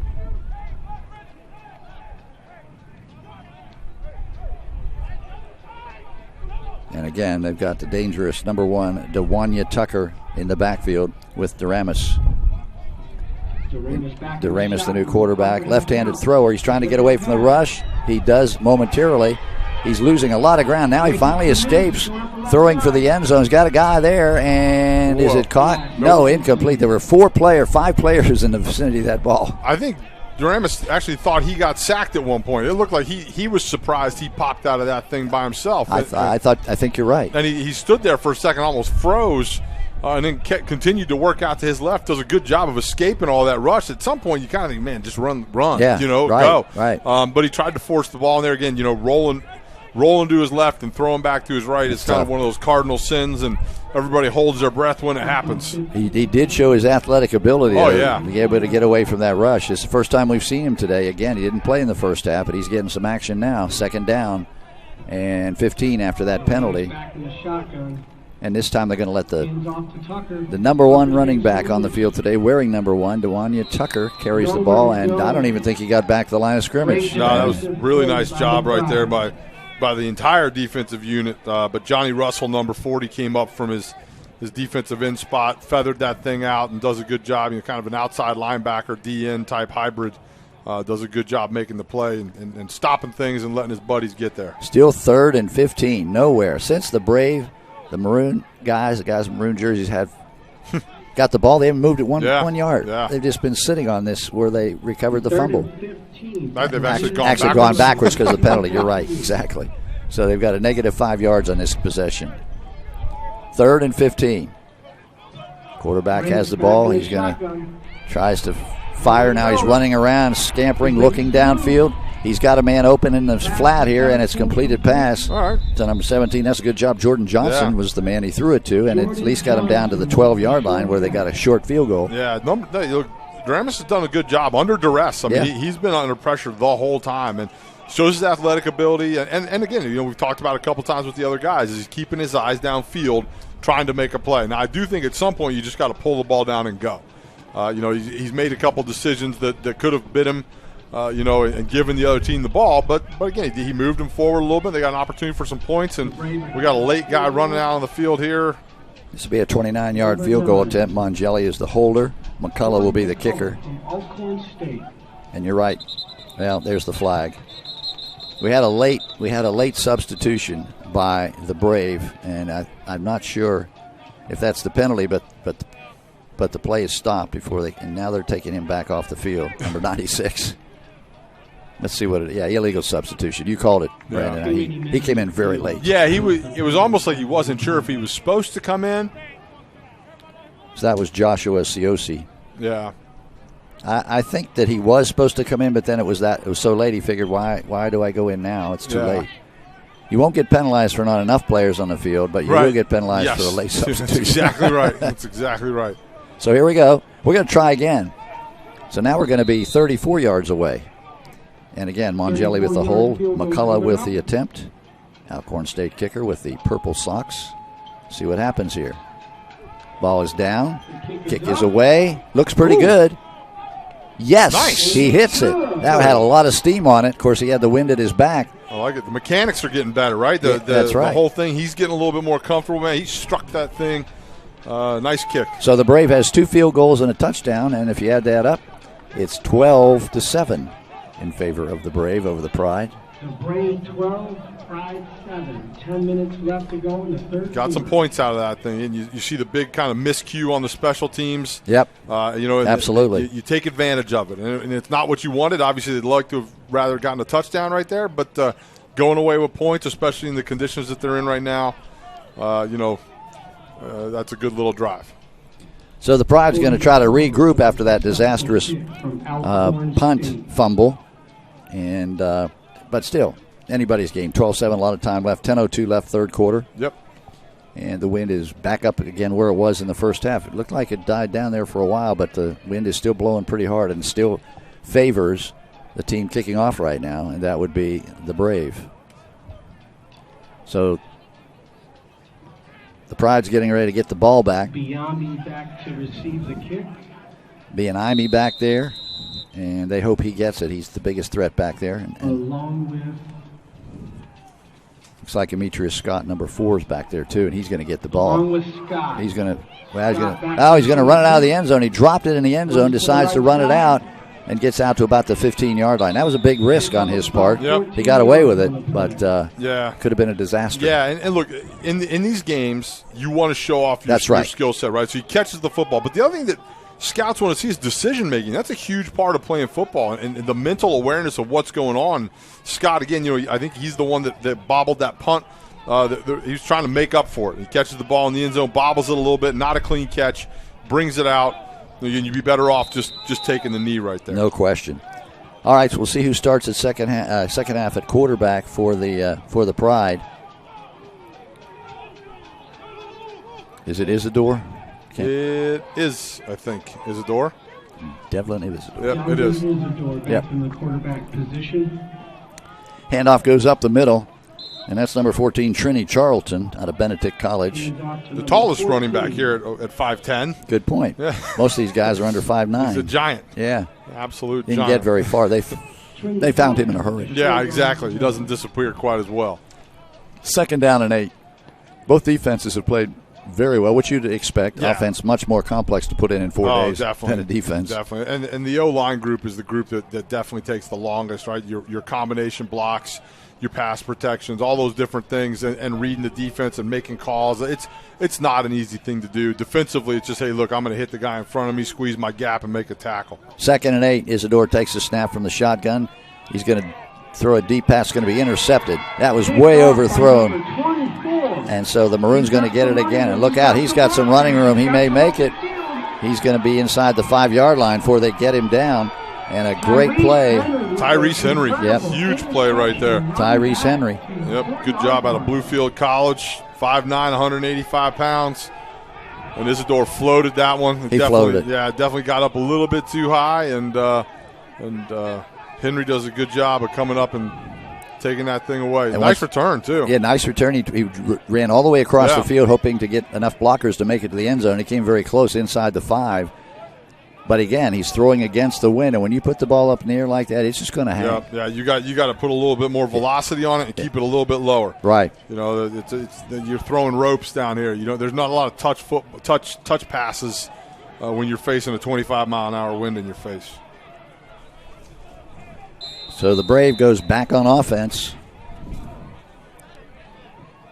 And let's see if Duramus is in there. No, it doesn't look like it. Duramus is. There he is. Okay. And he tried to just take the snap and run right off right guard, and there was nowhere to go. Good defensive play in there. Good job up front. One thing about this both defenses, they're really running the football. And that's another thing, that the scouts are looking for is effort on defense. Do you run to the ball? Do you chase? Do you pursue? Do you play to the echo of the whistle? And right there, Eugene Fuller, number 2, from his linebacker position, came up, made a really, really nice play, but got a lot of buddies there. Sometimes it's hard to figure out who's making the initial tackle because both these defenses are running the ball really, really well. 2nd down and goal from the 5, and you have to believe the Pride is hoping to make them try another field goal. Yeah, I mean, if they give up a touchdown, it's going to be tough. So here we go from the 5-yard line. Duramus hands off. No, he keeps the ball, and he is actually caught for a loss. I really thought he handed the ball, kept the ball, and caught back at the 8-yard line, so they're going the wrong way. Yes, they are. Really, really nice play right there by Brandon Carswell out of Del State. Yeah. He's a guy it's an edge rusher, right? That's kind of one of those new positions or new definitions, and not a tall guy. He's 5'11", 230 pounds, and he may be a guy that has to transition back into an inside backer at the next level, if he gets an opportunity to play there. But if he finds the right defense and the right fit, look, there are some guys that aren't super tall that can turn the corner, get around and get after that quarterback.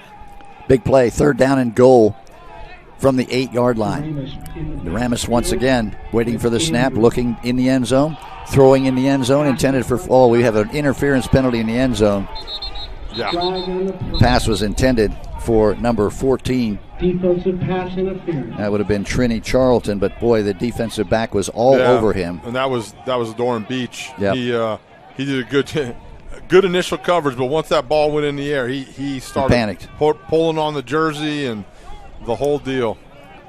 So it's going to be a 1st down for the Maroon team at the 2-yard line, since it was in the end zone. 7:20 left to go in the 3rd quarter. Our score remains 12-7. The drive, the Pride, the drive leading the Pride. Maroon team, the Brave leading the Pride. Sorry. and it's going to be probably a little bit more here as the Brave is knocking on the door. And here he goes. He's going to run it in. There you go. Yep. Duramus all by himself. Nobody around him. Good play fake. And so they put 6 more on the board and take the score up to 18-7.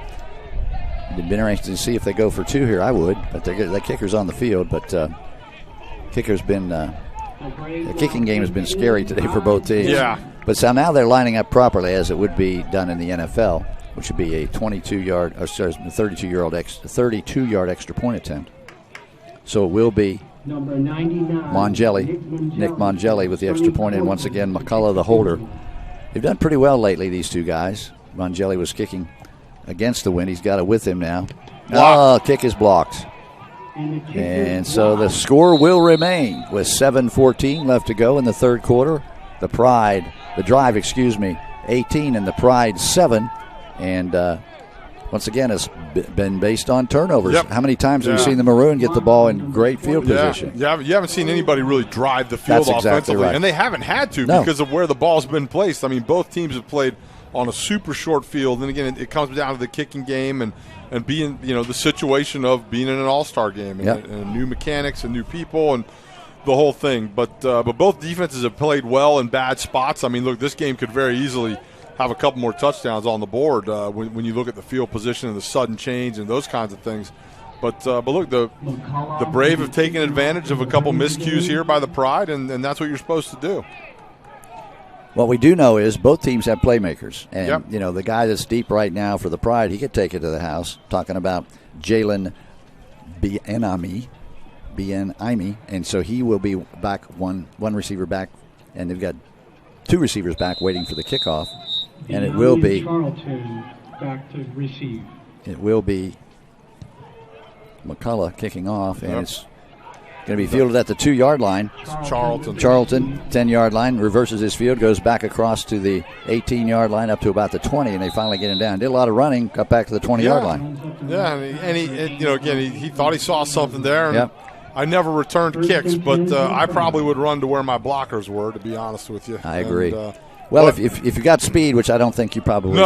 I didn't. I absolutely did not. You got to follow your blockers. Yes.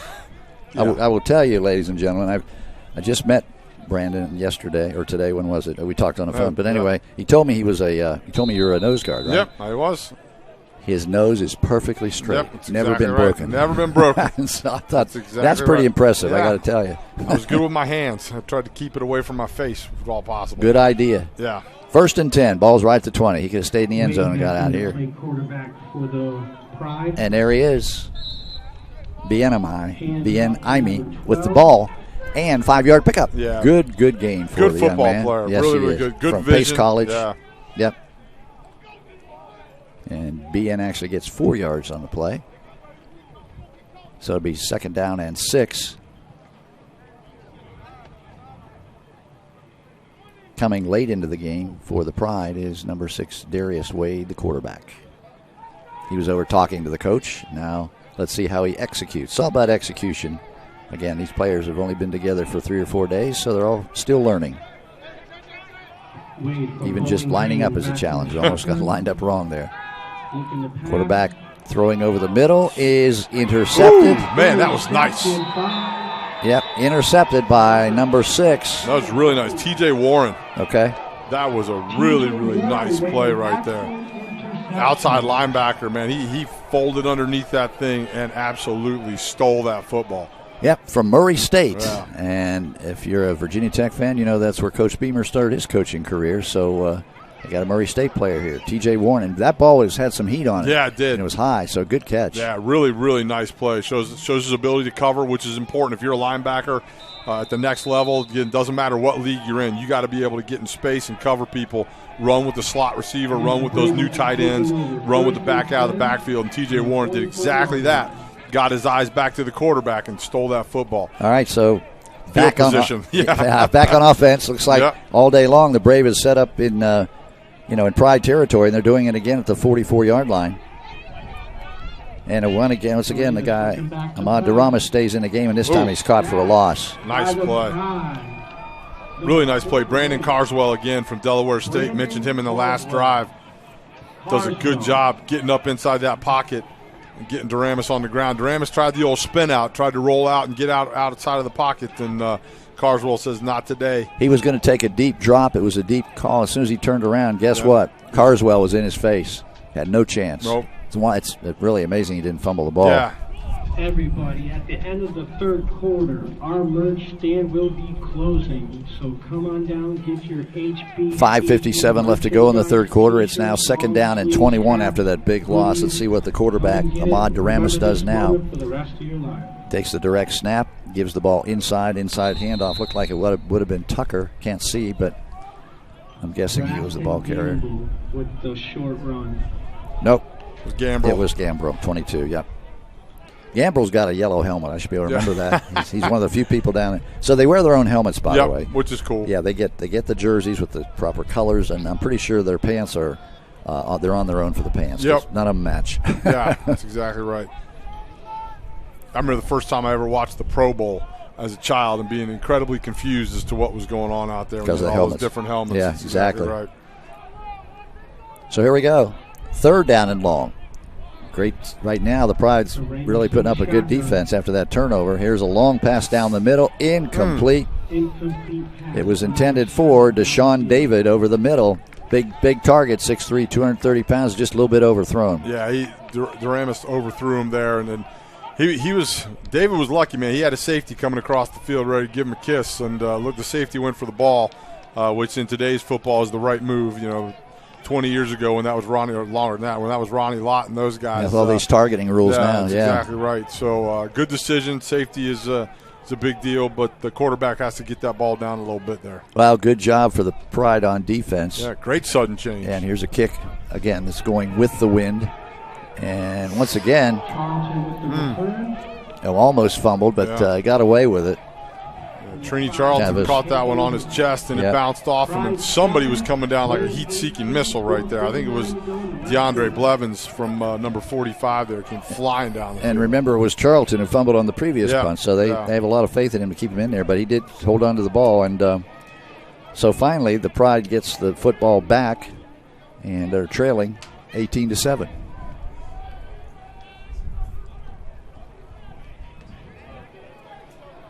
Sun begins to go down on this Sunday afternoon here in Southwest Virginia, Salem Stadium.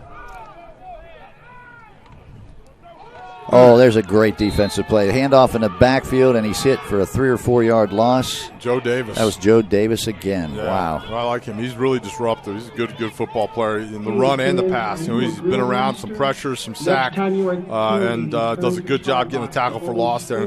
Getting that negative play on first down is so big defensively. If you can get into that 2nd and long, it limits what an offense can do, and it gets you to the better shot of being in that 3rd and long situation, as opposed to that 3rd and short or 3rd and manageable. That offense is really so number 3, Jet Even, is the quarterback now for the Pride, and it's 2nd and long, 2 yard loss on the previous play. 2 men in the backfield, handoff, and it's going to be a sweep to the left. The 28's the ball carrier. That's Hezekiah Williamson, and he didn't get very far. He got a few yards, but it's going to be 3rd and long for the Pride. Both defenses kind of rising up here in the second half. Playing really, really well. Byron Evans right there came up from his corner or safety spot. I didn't know where he fit there, but did a good job coming up and setting the edge and making a nice tackle.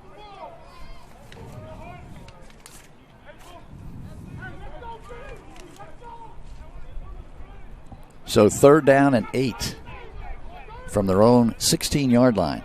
That's exactly what the Pride is facing. Meanwhile, back at quarterback for the Pride. The defense for the Brave hoping to stop them here and get good field position because they will be kicking against the wind. Here's a pass, maybe another interception, and it is. Wow, interceptions are coming at us fast and furious here. DeAndre Blevins. Number 45. Yep. DeAndre Blevins. So for the 2nd consecutive possession, the Pride offense has turned the ball over, almost the same spot on the field, Brandon. Yeah, that's again, that you're throwing into a very, very stiff wind right now, and these quarterbacks are putting the ball way too high up in the air. They're floating, and there's enough speed out here on the defensive side of the ball to where these guys, these linebackers and safeties, are able to cover ground so fast.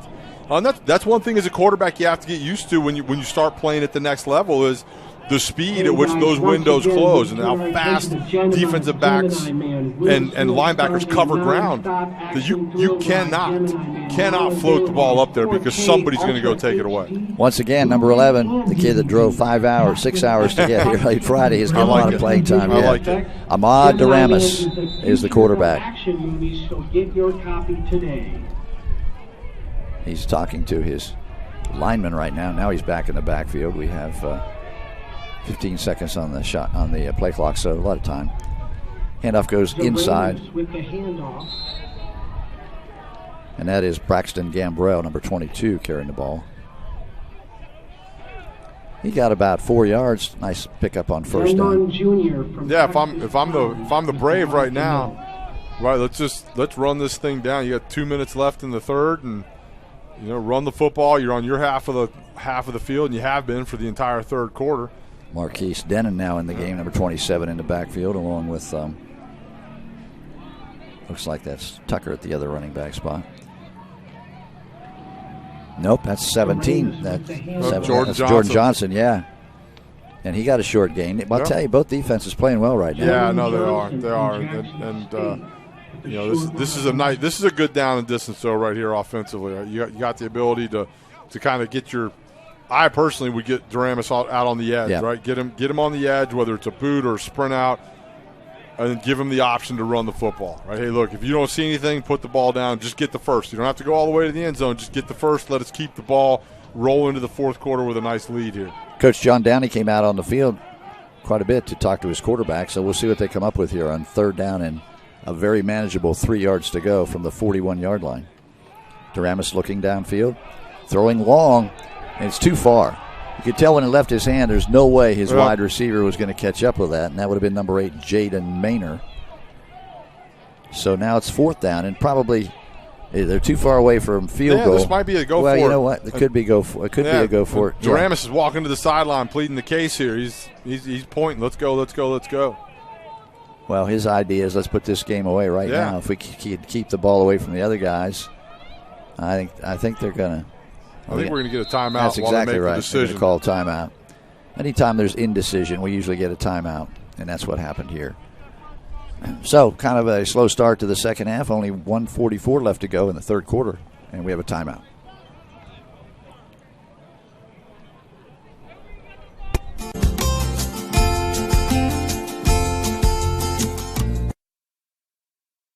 Stadium. We are at the HBCU bowl game. Let's see what they can do. And we are in the third quarter, 1:44 left, with the Brave leading the Pride 18-7.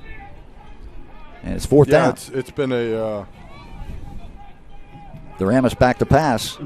Still looking. Here comes the rush. And they're going to get. No, he got away. Well, they whistled it dead, and he had gotten away from the defensive player, and they call it a sack. Well, and you know what? Look, they want a quick whistle.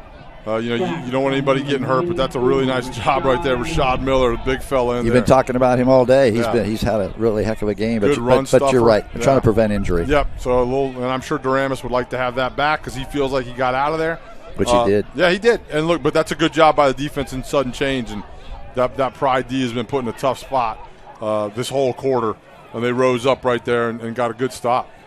So now the Pride brings their offense back onto the field, and it's still – well, actually, they've gone back now to Isidore at quarterback because Jed Evan had struggles with interceptions, so they've gone to Isidore, the kid from Texas A&M Kingsville.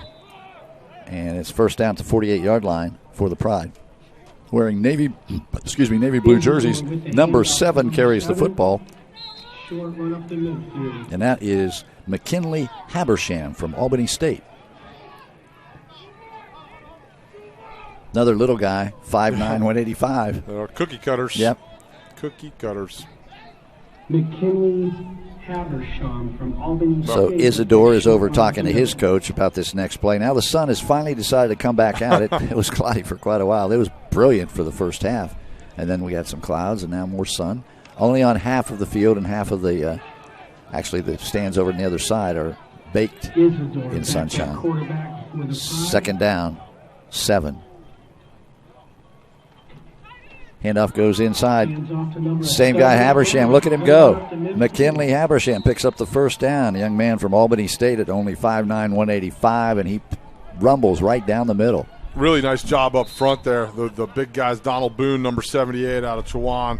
Big fella. He'd probably be a guard at the next level, but I think he's playing a little bit of tackle right now. And then Chris Baker, the fullback from Ferrum, right down the road here in southwestern Virginia, number 41, old school. I love the fact there's a fullback in the game. That kid looks like a fullback, and he did a good job with the lead block right there. Yeah, he's got to go about 250 pounds. Yeah, he's high formation. He's in there again to clear the way. And again, it's the same kid, Yep. Habersham. We didn't see much of him in the first half, but he's getting to work out here in the second half.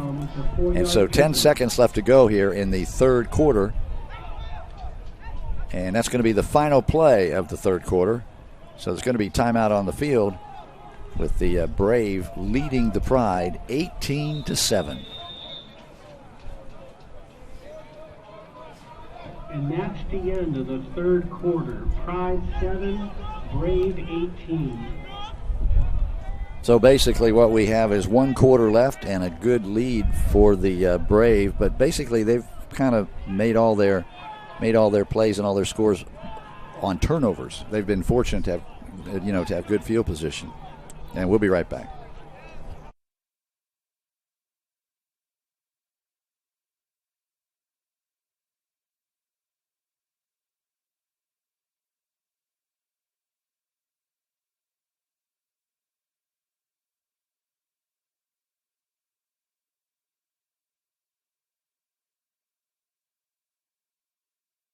Welcome back to Salem Stadium, starting the fourth quarter, 18-7 our score, and joining us now, the guy who makes this all possible, and he's been doing it for the last 5 or 6 years, Neil Malvone with Cutting Edge Sports. And Neil, what do you think? I mean, it's better than last year, not as cold anyway, right? That's for sure. If nothing else, the weather held out a little bit better for us this year. But the game's been very competitive. There's no doubt these kids are really playing hard, and it's been fun. Yeah, we've seen a lot of talent down there in the field, and Brandon and I were talking about how difficult it is. These players don't come in till 3 or 4 days ago, and they got to learn all the plays and the timing, and it's just a real challenge. And the coach has done a great job. Coaches are fantastic. Coach Downing, Coach Davis really have done a lot of work with these kids. But yeah, they come in Thursday, they have 2 practices Friday, practice Saturday, a walkthrough today, and a kickoff. So it's a lot to put on them, but that's why they're here. They're talented kids. And there's a lot to put on you. You had an issue with losing some jerseys, and that was pretty concerning, wasn't it? It sure was. They finally got them. Yeah, we would have had them playing in practice jerseys. Yeah, so there's a touchdown. So the Pride comes roaring back. And that was, I'll tell you, this McKinley Habersham, we didn't see much in the first half, but he's a heck of a player. He sure is. He's got a lot of talent. He can find the holes and shoots right through them. And he saw the end zone and put on the Jets. And here we go. We got a nice game to get this game going. We got a good ball game. Be interesting to see if they kick or go for 2. I guess they're kicking. But it's 18-13 is the score. And they made a mistake. I don't know if you noticed the first score, they actually had it for the college. They're kicking from where the pros do the extra point, which is good. Well, that's the way it should be. Yeah, These guys are going to be pros next, so they might as well start doing it now. And this is there's certainly the wind has had a lot to do with it. I think most of the points have come with the team with the wind at their backs. So it'll be an interesting fourth quarter for sure. All right, let's talk about the Dream Bowl. That's coming up tomorrow. A whole new set of players, 2 new teams. Tell us about that. Yeah, the Dream Bowl is entering its 8th year, and our 4th year back here at Salem Stadium. It's an interesting dynamic when you have this game, which is primarily HBCU players, and then tomorrow the rest of the country kind of comes in. And same thing, we have a lot of talented kids playing tomorrow. We're really looking forward to it. And I buried the lead. We're here because it's Martin Luther King's birthday, celebration of that, and congratulations for putting this all together. And I just got word from one of our guys that this is really cool because 3 of the 4 head coaches are black, and that is really a precedent to do that in a game like this. Yeah, well, it's about diversity for us. It's about inclusion, and it's about recognition. There's a lot of really good players playing at HBCU schools across the country that really aren't getting a chance to be noticed, and we like to do these events so that those kids and players get noticed. And we also like to do it for the families. For a lot of these families, this is what they do every Saturday. Absolutely. So we gave them another opportunity to watch football and watch their children play. Yeah, so that's great. And we love doing it. And thanks for FloFootball for putting us on. And thank you for coming by. That was a missed 2-point conversion, by the way. Score remains 18-13. Thanks, Neil. I appreciate it. Thanks, everybody. Okay.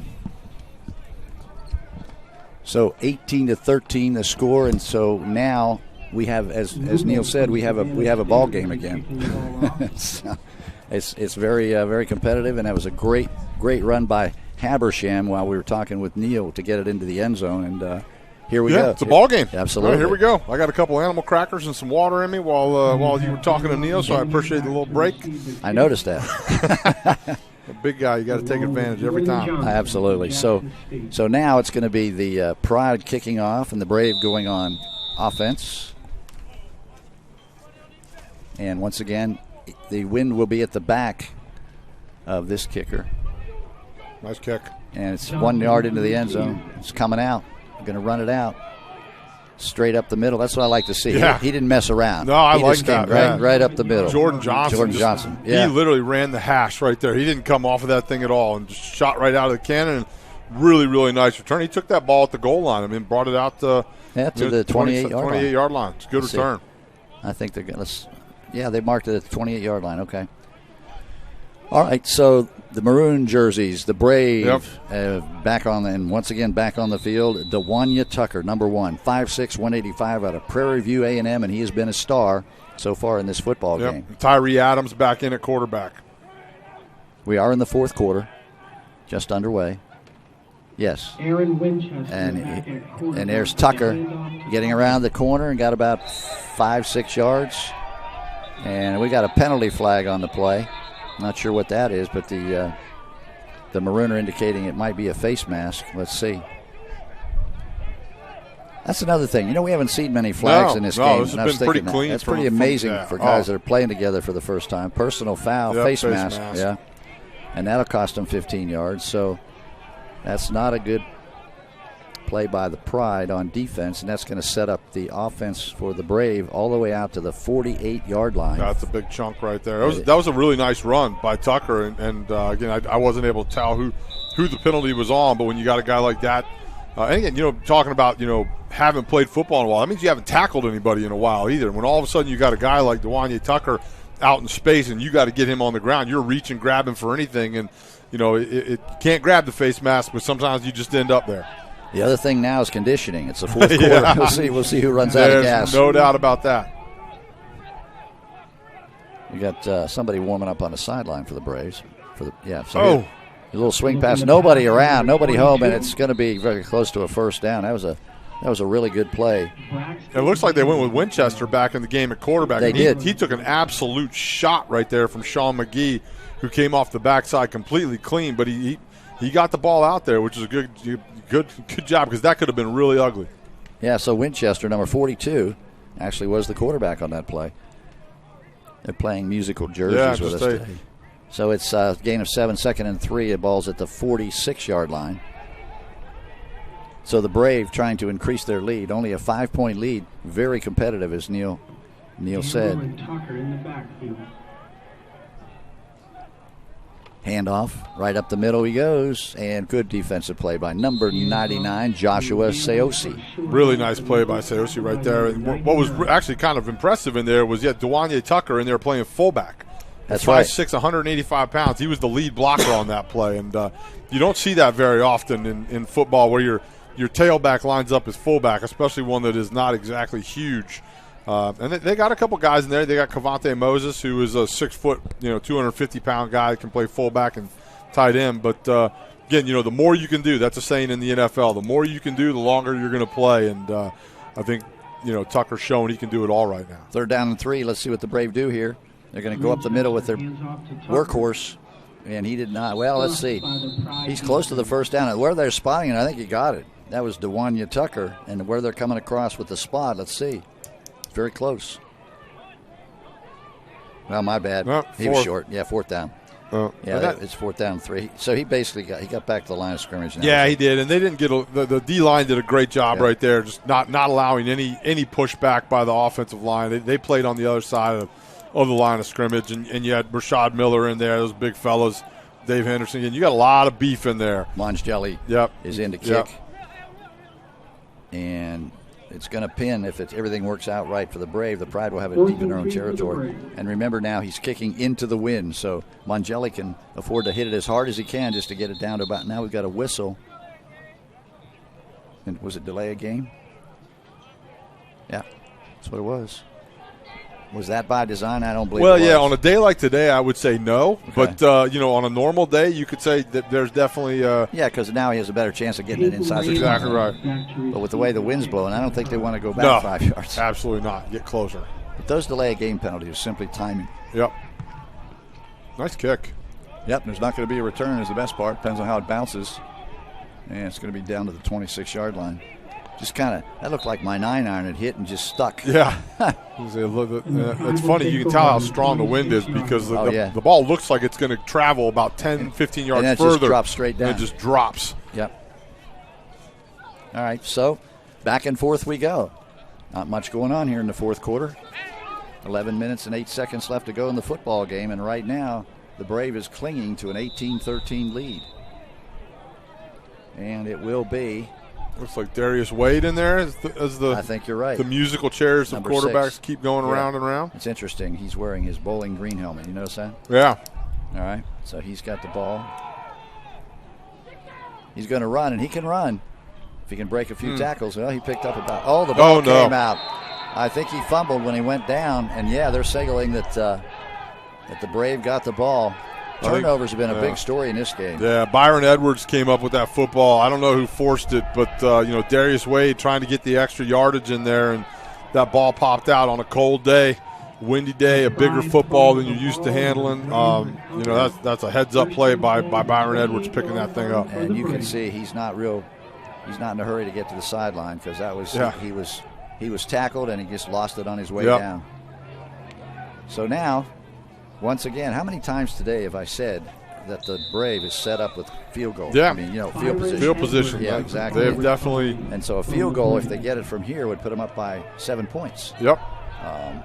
Actually, 8 points. 8 points. Yeah. So a score. Yeah. But they're not thinking field goal right now. Yeah, touchdown's better. So you're right. It's Aaron Winchester in a quarterback. Handoff goes. They're going to do the jet sweep to the left side. Johnson, the carrier, and look at the defense pushing him back. Nice job by those guys. You see Jordan Johnson just got Jordan stopped. had no place to go right there. You saw Sean McGee set the edge right there, and then I think it was Garnes, number 26, who played a little corner right there, came up and set the edge and didn't allow Jordan Johnson to get his shoulders north and south and get upfield. Yeah, they let him run east-west, but as soon as he turned it upfield, they hit him, and he didn't get anything. So it's 2nd down and 10, no gain on the play. So it is Jordan Johnson in at running back. And again, the quarterback is Aaron Winchester he's a Georgia State transfer. That tells you he's a good player. Good size for a quarterback and a lefty. Handoff goes inside. That's, once again, Jordan Johnson.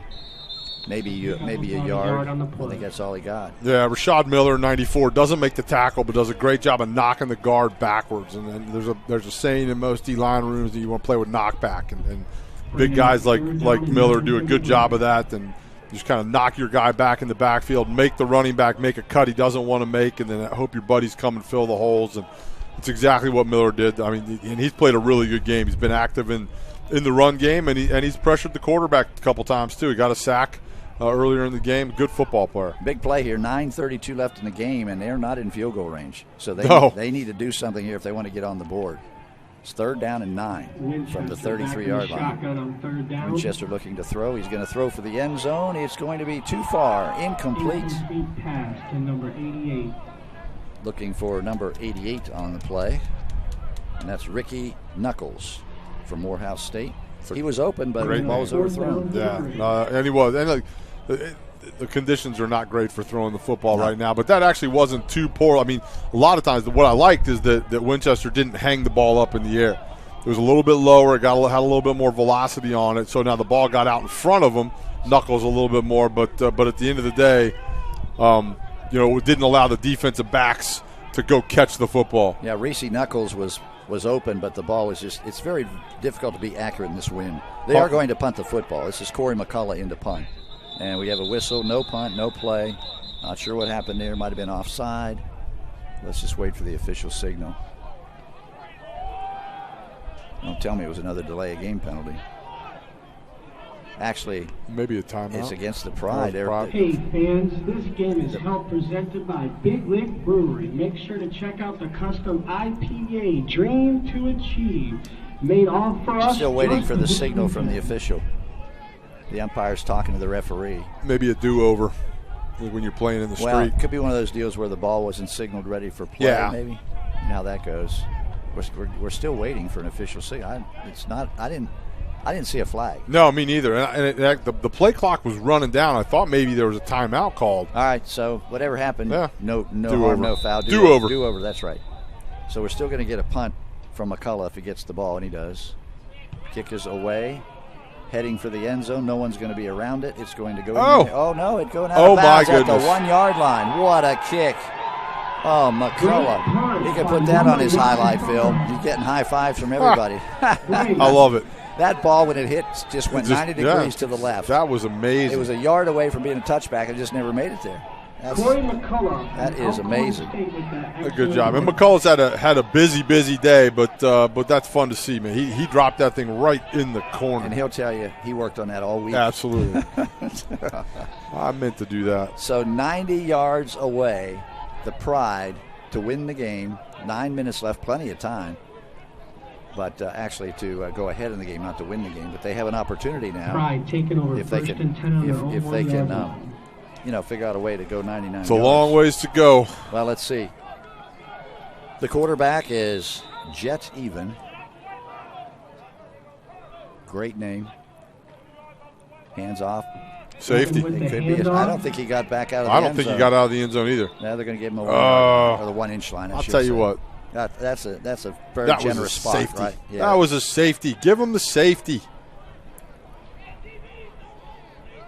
Yeah, I agree. It should have been 2 points for the Brave. Safeties are so hard to get. Like, they literally do not want to get. If you're right, unless he's 5 yards deep. Yeah, like in the letters somewhere. Defense by the Brave with that stoppage on the So play. basically, it's 2nd down and 10 and a half. Yeah, exactly. Exactly. Because the ball's on the half yard. Yeah. Look where it is. It's about on the goal line.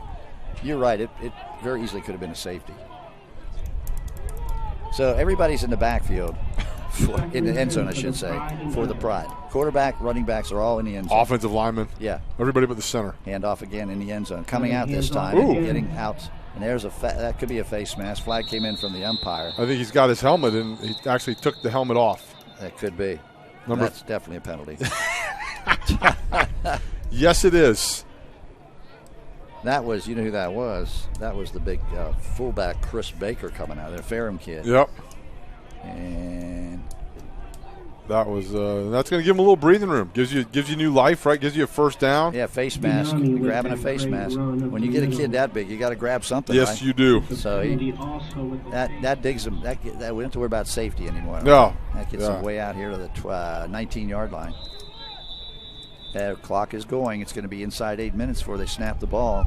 Again, the Pride trailing 18-13, but they do have the ball and have a first down. They've got 4 wide receivers out on the play. Only 1 running back. Let's see what Evan does. Hands off inside. No, he kept the. I think that ball went on the ground. Ball went on the ground. It's recovered by the Pride. And one of the linemen, number 74, fell on. That was Gerald Smalley. Yeah, heads up play by Smalley right there, getting on that football. And it's funny, we talk about we're doing our charts. There's a guy we'll probably never call his name. Yep. But we did. And so since we did, 6'7", 303 pounds. Yeah, not a small person. Very, very big. And we didn't call him on a holding or anything like that, right? It's a heads-up play. Offensive linemen usually only get talked about when they get beat or they get a penalty called. And I can tell you that the scouts are here. There's 20 of them from the NFL. They're noticing that guy. Oh, yeah. And they're watching him. Yeah, you can't help but notice. He's got major league size. He blocks out the sun. He could play on Sunday for a lot of teams. 2nd and 12. Evan throwing the pass out to the sideline, incomplete.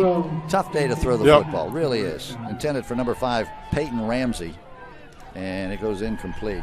So it's 3rd down and 12, and now the Pride are up against it. If they have to give the ball back to the Brave at this point, it's going to be tough. And they're going to kick.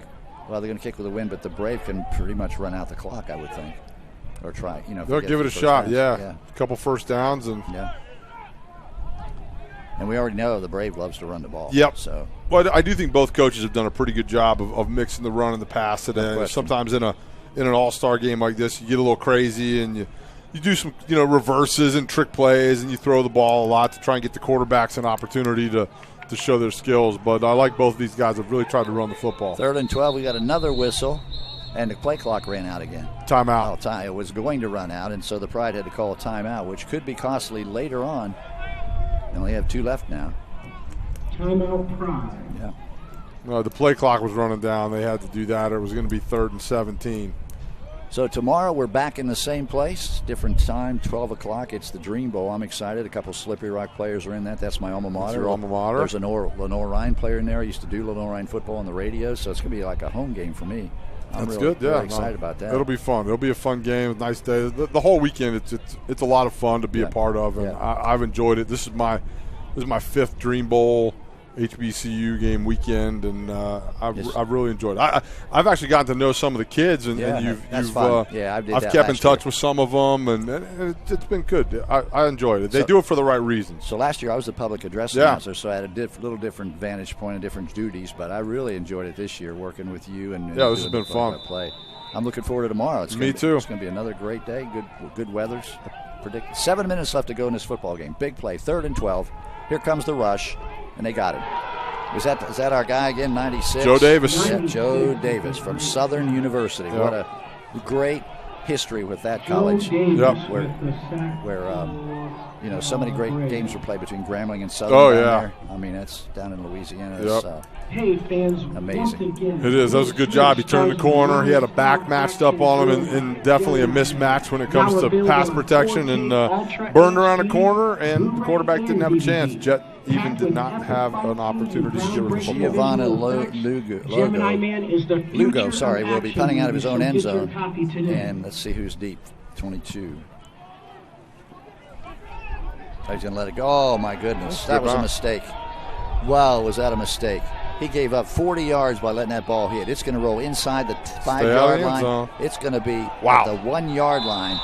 That's got to be like an 80-yard kick. That was amazing. I mean, he was kicking from the 5-yard line. Yep. I don't even know what that goes at, but big mistake. You got a fair catch. Yeah, you got to get that football. They would have had the ball at the 35-yard line. Yep, you got to get that football right there. And again, that may be a situation where you got a kid back there who doesn't do that a lot, right, and hasn't been in that situation. You think, all right, just put the ball on the ground and it'll stop. But with a wind like this and a bounce like that, next thing you know, you got 99 yards to go. Well, that's the way you got to look at it. The Pride, they can't afford to give up the ball, so I guess they figured if he doesn't catch it, we're not going to. Yeah, that's exactly right.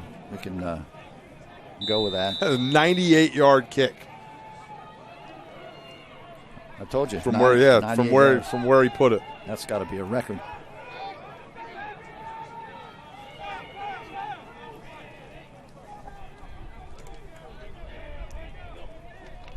Tyree Adams in quarterback over the middle. Ooh, I like that. Yeah, nice pass to the tight end.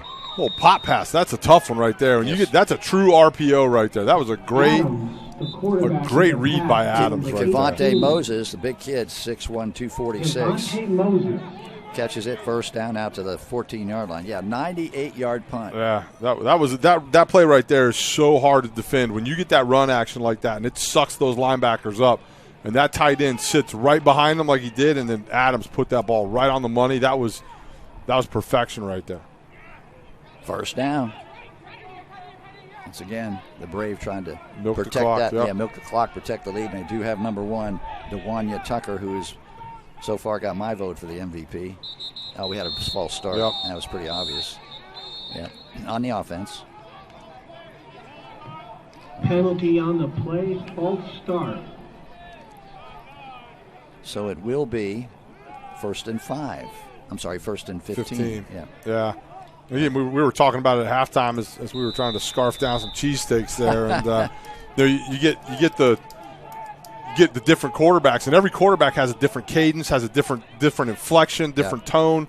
And so for an offensive lineman, when you get used to one guy and then all of a sudden the backup comes in or something, you see that happen. But right now you've got basically, like you said earlier, musical chairs. You got a different guy in there almost every snap sometimes. A lot of times what happens, that last, before he calls for the ball, he waits too long. Yep, a little pause. That's exactly right. Yeah. So this time they're going to run Hands off to Tucker. That was an RPO, run pass option. He decided to hand off to Tucker, which is not a bad decision, but Tucker was covered up before he got very far. It's going to be second down. Second and down and 12.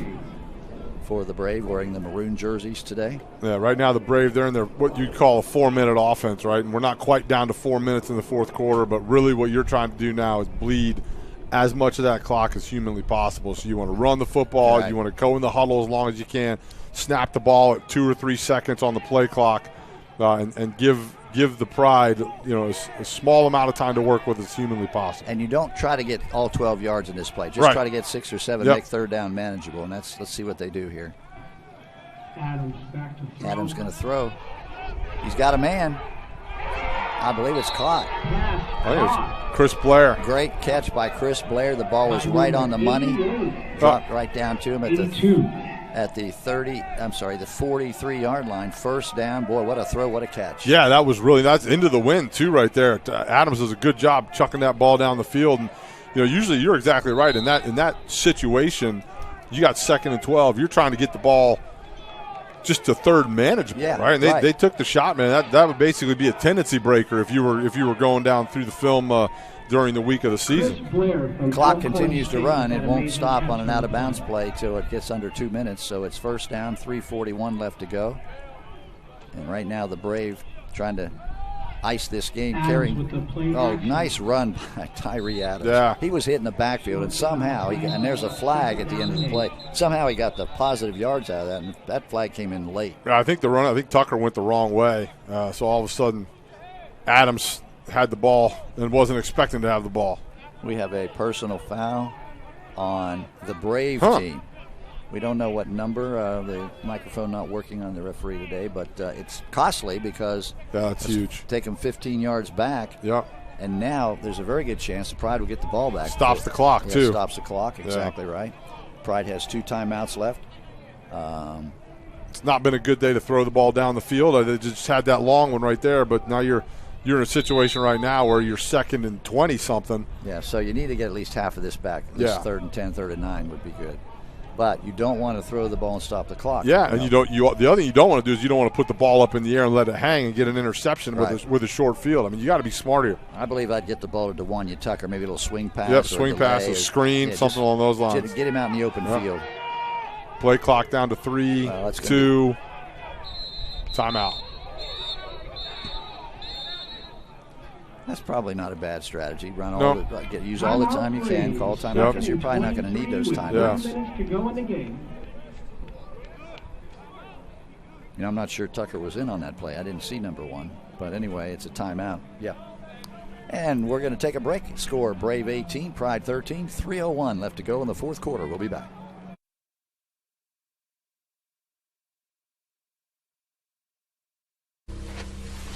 You are obviously not the best.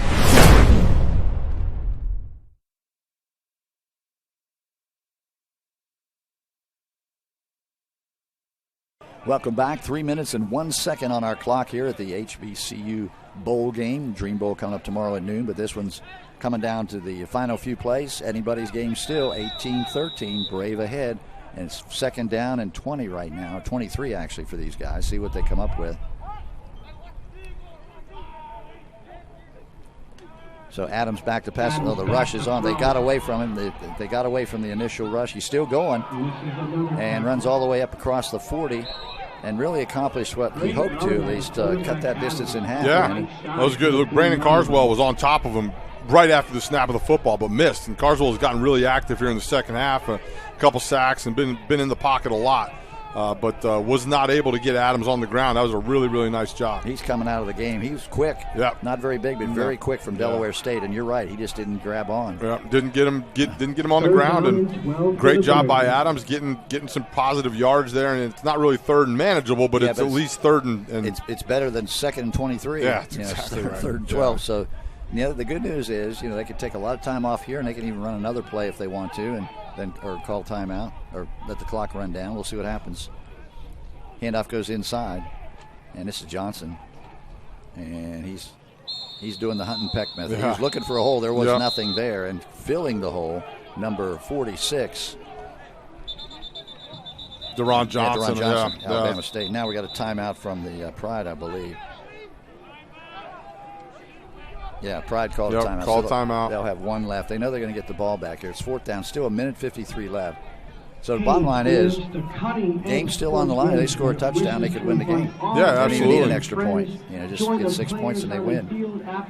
And we've already talked about it. It's not all about winning the game, but it sure does feel good when you we're going to take a timeout. 1:53 left to go. We'll be right back. Sorry, I missed a cue. Sorry.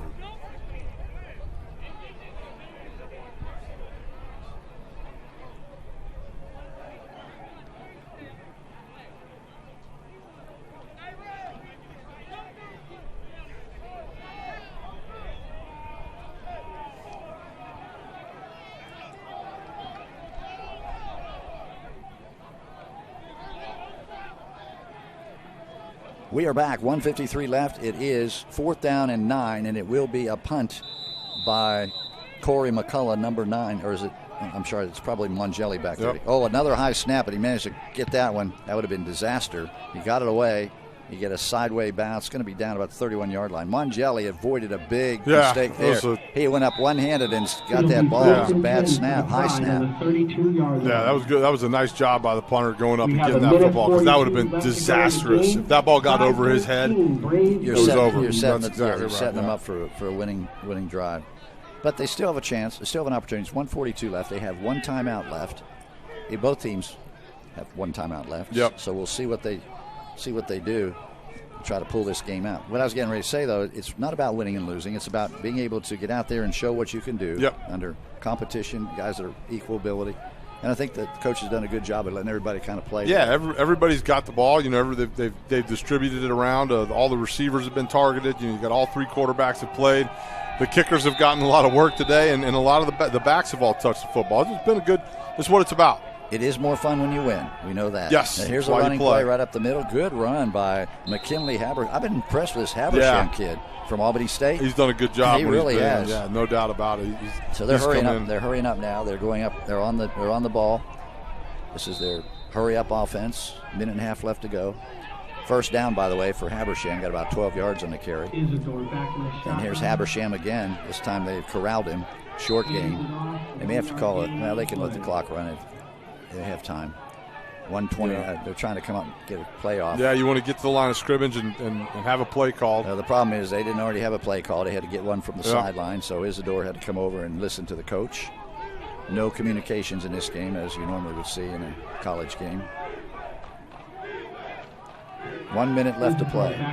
That incomplete pass will stop the clock with 58 seconds left to go, but it also brings up a 3rd and long. So the bottom line is they've got 2 plays to get 9 yards. 8 yards. And under a minute to get into the end zone. And you can hear the fans, the sideline, everybody. Yeah, the Brave getting into it over there. The guys wearing the maroon jerseys are smelling victory.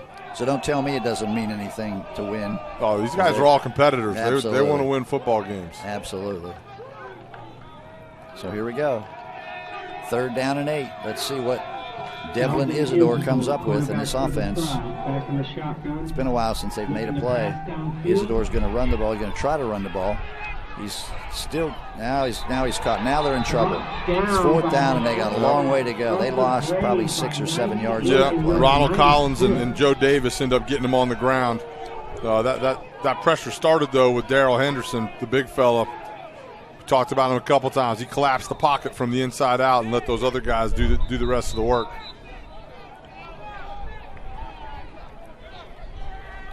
So the Pride has used their last timeout. Yeah. 34 seconds left to go. They have no way to stop the clock. Even if they get a first down, that will stop it, but it will start running again. But let's face it, they got a long way to go. 4th and 13. It's doable. It is doable. It's doable, but this is where you've got to have another. You get the first down, right? You spike the football. You spike the football, right, and then you call 2 plays in the huddle. Right. You go in and it's 2nd down and 10. You call 2 plays, and you see what happens. Right. You see if they're able to pull that off. Yeah, and again, that takes a lot of work for a normal football team, right? In a normal situation, 4 practices in 3 days. It's tough to put all that together, but. These guys definitely are competing, man. That sideline over there is going crazy. The defense for the Brave getting excited and get the big stop here. I'm sure those pass rushers, those guys, Joe Davis and those fellas up front are going to pin their ears back and get after it. So here we go. 4th and 13 for the Pride. Let's see what they can do. 4th down. 13 yards to go. Isidore in a shotgun formation. He's got Habersham right beside him. He's rolling out to the right. Back to pass. He's going to throw. Intercepted. That should be the ball game. They're going to get a run back by number 6. DJ Warren Still with a going. couple of He may take it all the way. No, they're going to get down the side. Oh, they got him inside the 15-yard DJ line. Warren with an excellent run back after that interception. That was T.J. Warren. T.J. Warren, second interception today. Yep, that's right. Pretty solid work for that young man right there. So 16 seconds on the clock. This one's in the books. All they have to do is take a knee. Yeah, no, that was a heck of a football play right there. T.J. Warren did a great job. Getting in a normal situation, you're telling that guy to hit the ground, right? Get down, and you don't want him to fumble the football. You got a guy now that doesn't carry the football a whole lot, running around with a lot of bodies out there, and you want him to go hit the ground, get your offense out there, and put the best play out there, which is the kneel down play. That's the one you want to get to. That's where we are now. He'll kneel down one time, and that'll be it. And it will be.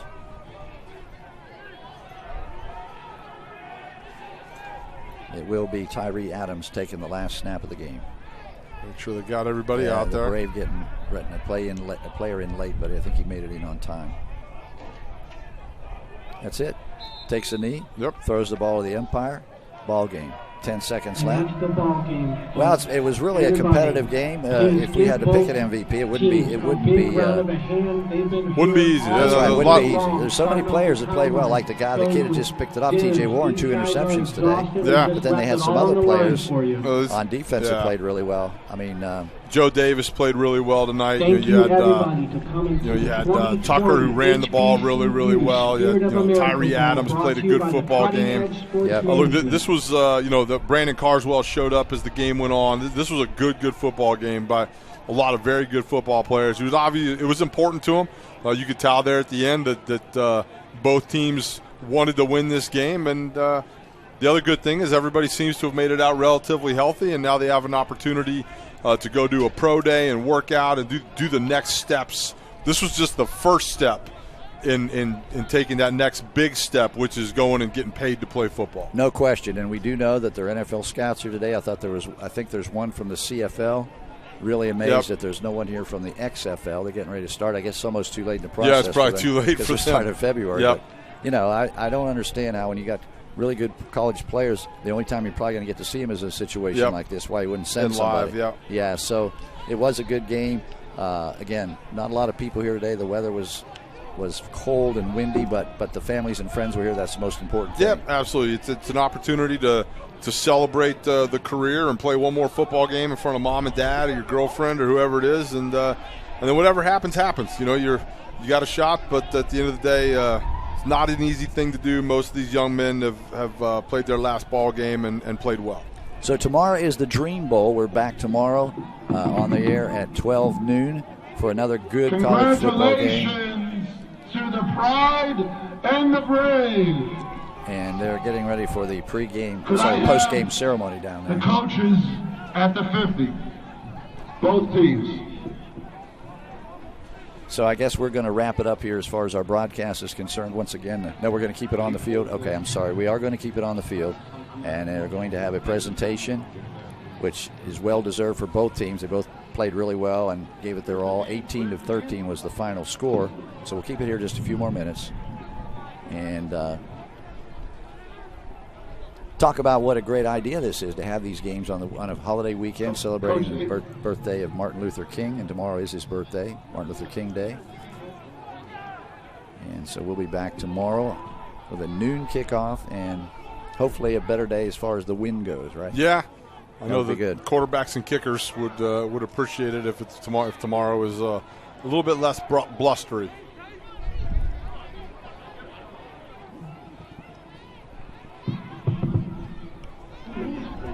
So let me ask you something. Did you ever play in a game like this, like an all-star game?